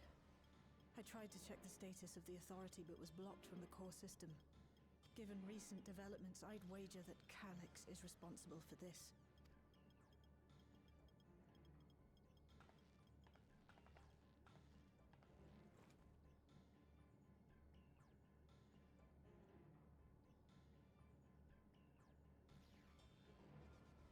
Perhaps we should go and see for ourselves.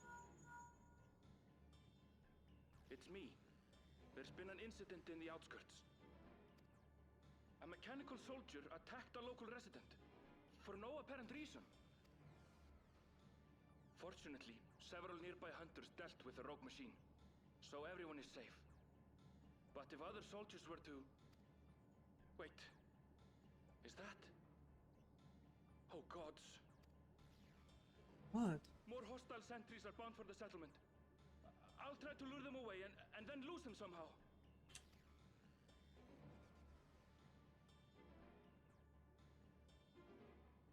Ill tidings, I take it.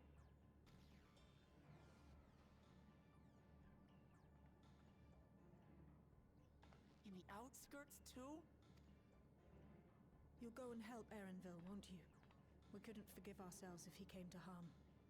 I'll have Geo join you from Earth and Sky. I'm coming too. I can't stay here while my people are in danger.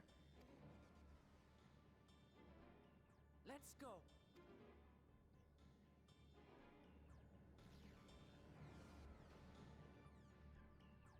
What the hell is going on?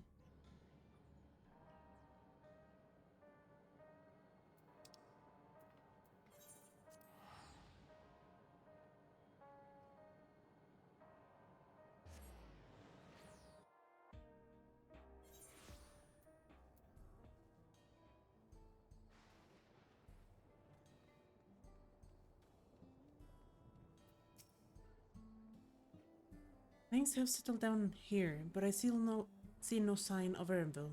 Let's split up and look for him. Bulja, Sphene, please search in the settlement area. Meanwhile, the rest of us who can defend ourselves will head further out.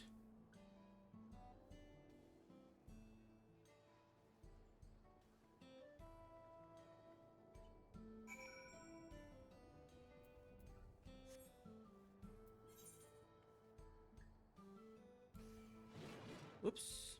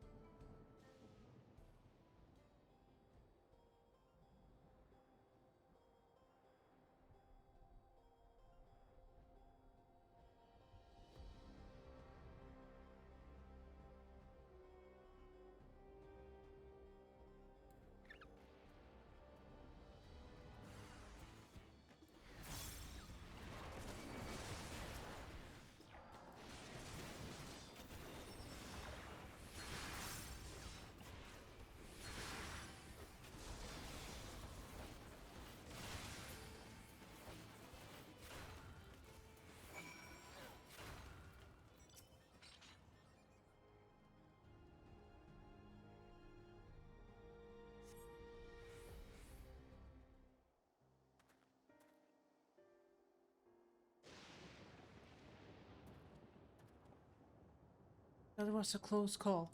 My thanks. As I was leading the soldiers away, I caught sight of this poor fellow being pursued. I went to help, but was rather out of my depth. We're lucky you found us when you did. Arenville, I'm so glad you're safe. We were quite worried that when we couldn't find you. We encountered soldiers on the way here. Most paid us no mind, but some turned out to be hostile. There's no way to tell until they set on you. The ones here also attacked without any warning.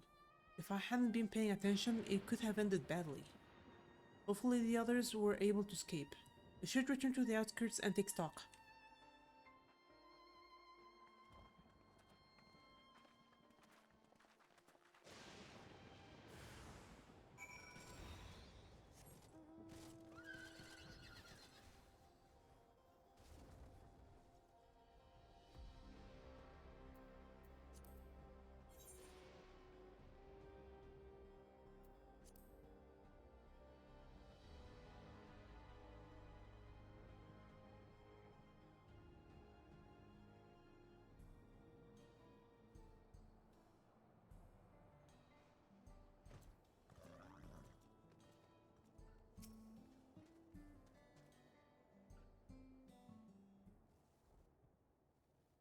Right.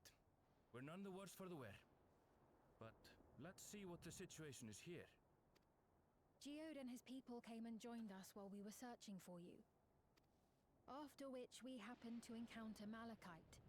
His usher duties brought him here, and he has quite the story to tell. It's a bit puzzling, to say the least. Even so, I'll try my best to explain. I was called to attend to the unfortunate soul slain by the mechanical soldier.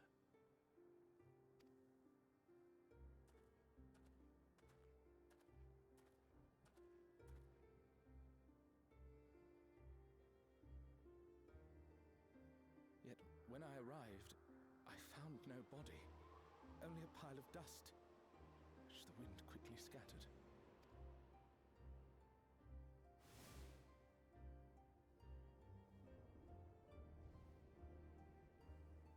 Confused, I questioned the residents, but none knew what had become of it. How odd. Did they remember the victim at least? They did. Their memories of the deceased weren't sent to the cloud, I don't believe. Yet, no body remained. If someone took it, surely they would have been noticed. With your permission, I shall return to the government sector for now. Please take care.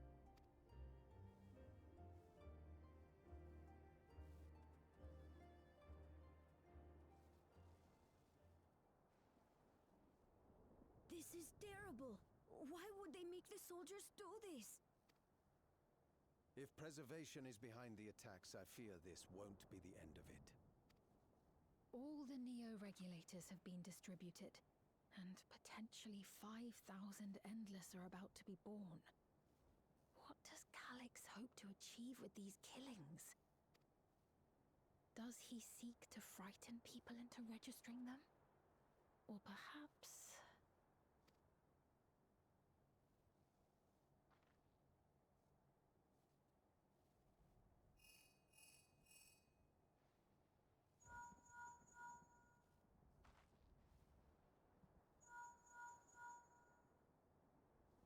Oh, thank the 12 you answered. Shale told me what happened. Is everything all right? I see. 'Tis a relief to hear that Erenville is safe. Alas, I do not have good news to share in return. A driver lost control of his vehicle when its interface became unresponsive, and it crashed into the Nexus arcade, injuring several people. Kryl and I are helping to render aid, but with the sentries behaving strangely, we can't afford to lower our guard. Remain vigilant, my friend.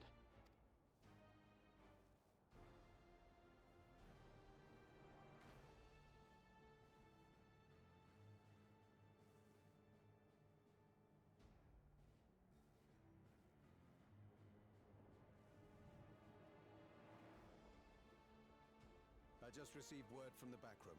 A hover cargo on TrueView threw off its driver, and it's rampaging through the area as we speak.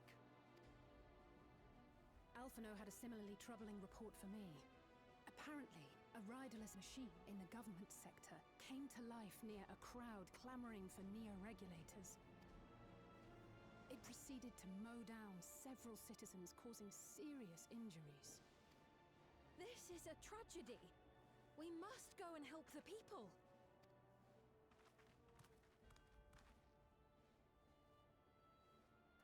Sphene, wait! I'm coming with you! Alphino is with Y'shtola, and he said they'll be all right. I'll go and see if other incidents have occurred elsewhere. From here, I'll head towards the quarry by way of the Drift Downs. Certainly a lot of hover cargoes coming and going in those parts. I'll join you. I shall remain here and speak further with the locals. I have company now, so you needn't worry about me. Then let's return to Solution 9. If we hurry, we can catch up to Lamachi and Sphene.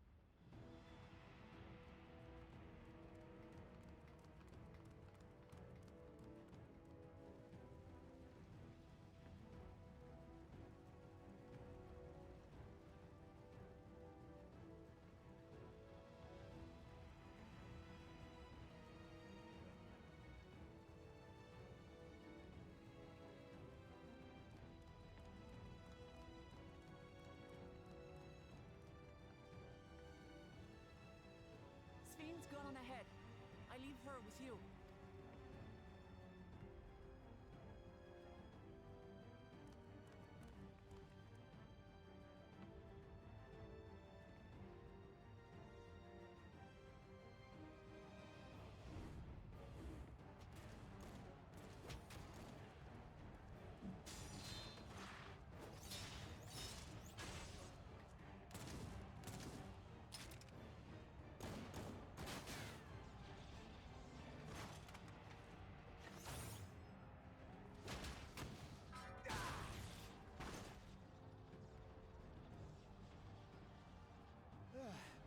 Bloody things have gone mad!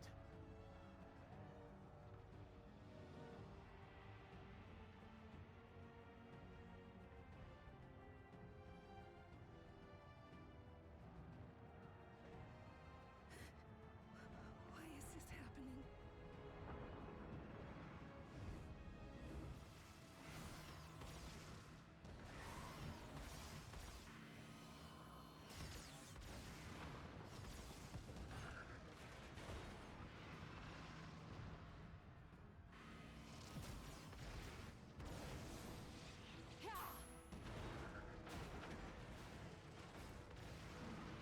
Surely there's a finite number of these things.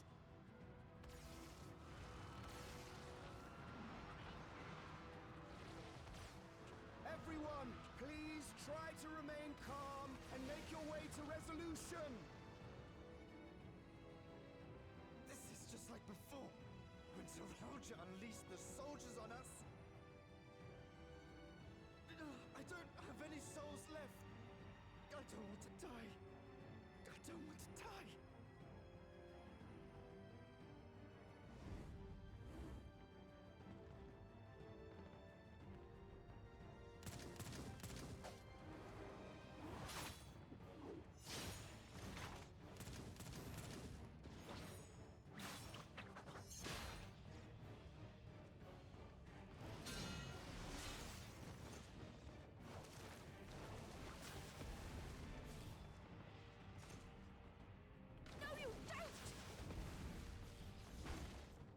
Are you all...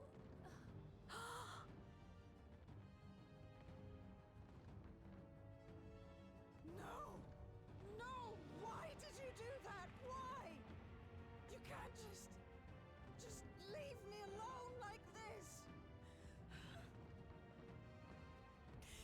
If we had been endless, then still be here. You'd still be with me. But now...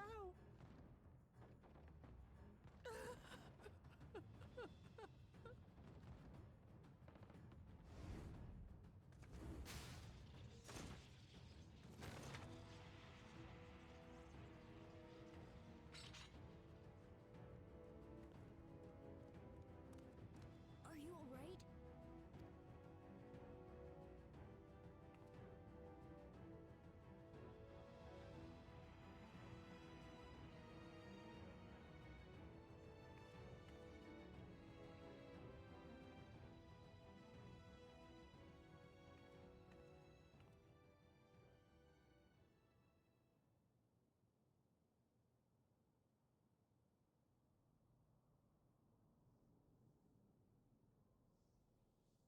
So many hurt. So many dead. This is wrong. This is all wrong.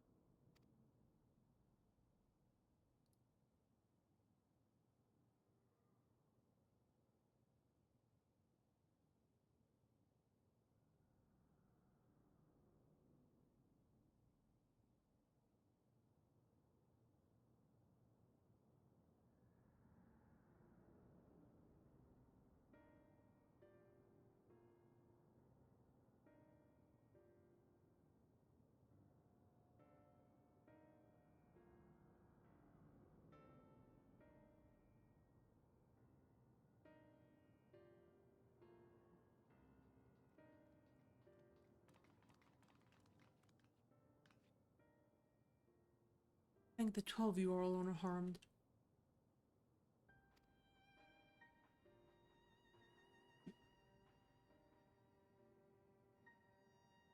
Small solace amid this tragedy, however. Machine rampage seems to have only been temporary. Soldiers and vehicles alike ceased to operate all at once, as if they had fulfilled their purpose. It's the same outside Everkeep, though members of Oblivion are keeping watch for good measure. The first attacks came shortly after the announcement that new regulators had run out. Can't have been a coincidence. I struggle to imagine that anyone but Calyx could gain control of the soldiers. This must have served his ends in some way. Luja, are you still without your authority? It's fine now. I'm in control again. We might take the opportunity to shut down the machines. There's no guarantee this won't happen again. Lamachi just talked with Everkeep's administrators about that, but said it wasn't so simple. The mechanical soldiers don't only serve as guards, they also perform various vital tasks like providing medical treatment and managing food production. If we shut them down, we'd struggle to render aid to the citizens, let alone restore their lives to normal. I made it so that they can't use weapons anymore, though. Hopefully that makes it a little bit safer. That seems the best approach for now. Thank you for your swift action, Gulja.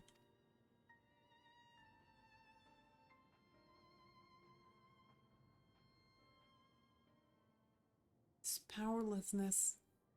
I kinda bite by it no longer.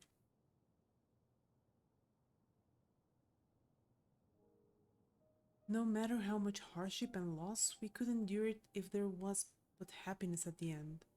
Yet all I see now is suffering and misery. And I cannot bear it.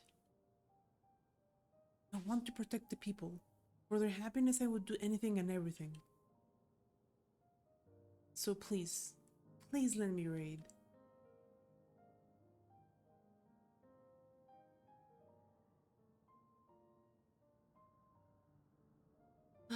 Sphene, you found the words I wished you'd said back then.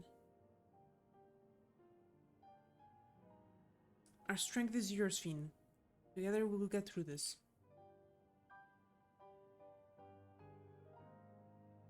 Let's split up and get to work. Might I trouble you to report to Shale, my friend?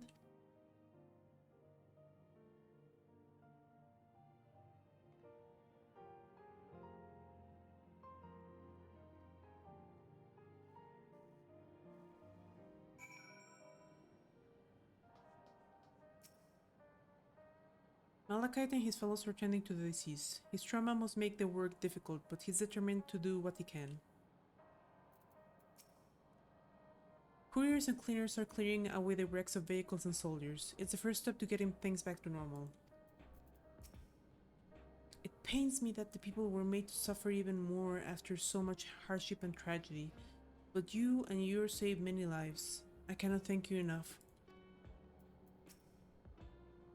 It's been a trying day, but it seems the worst is behind us. What's the situation out there now? You moved quickly to restore things to normal. Thank you. Yet, while disarming the soldiers is indeed prudent, it is far from a comprehensive measure when vehicles can be commandeered to inflict damage and sow chaos. For the time being, I'll set our people to keeping a close watch on machines. I also have a mind to consult the authorities about enlisting hunters to our aid. I must regain my proficiency in magic. To that end, I shall seek advice from Y'shtola and Alice. Among the books we recovered from the castle was a grimoire I once used. I hope to learn to wield it again at everyone's side. As for the key, I think it best that it remains in your care, though it means you will bear the greatest risk. In order to ease your burden, I shall endeavor to become a capable warrior and make Otis and Selenia proud.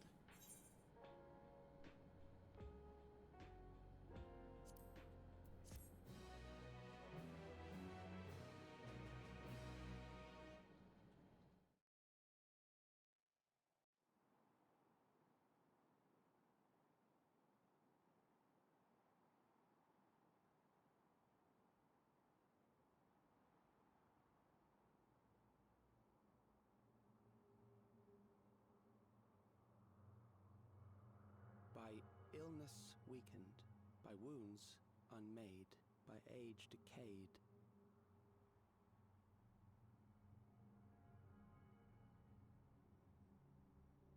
Such fragile flesh is worthless to us.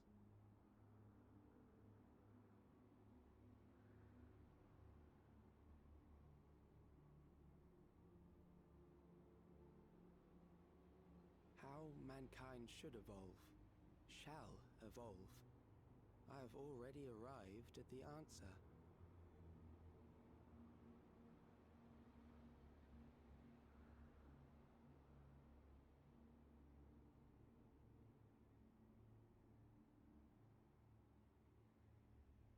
The time is come to pose a new question.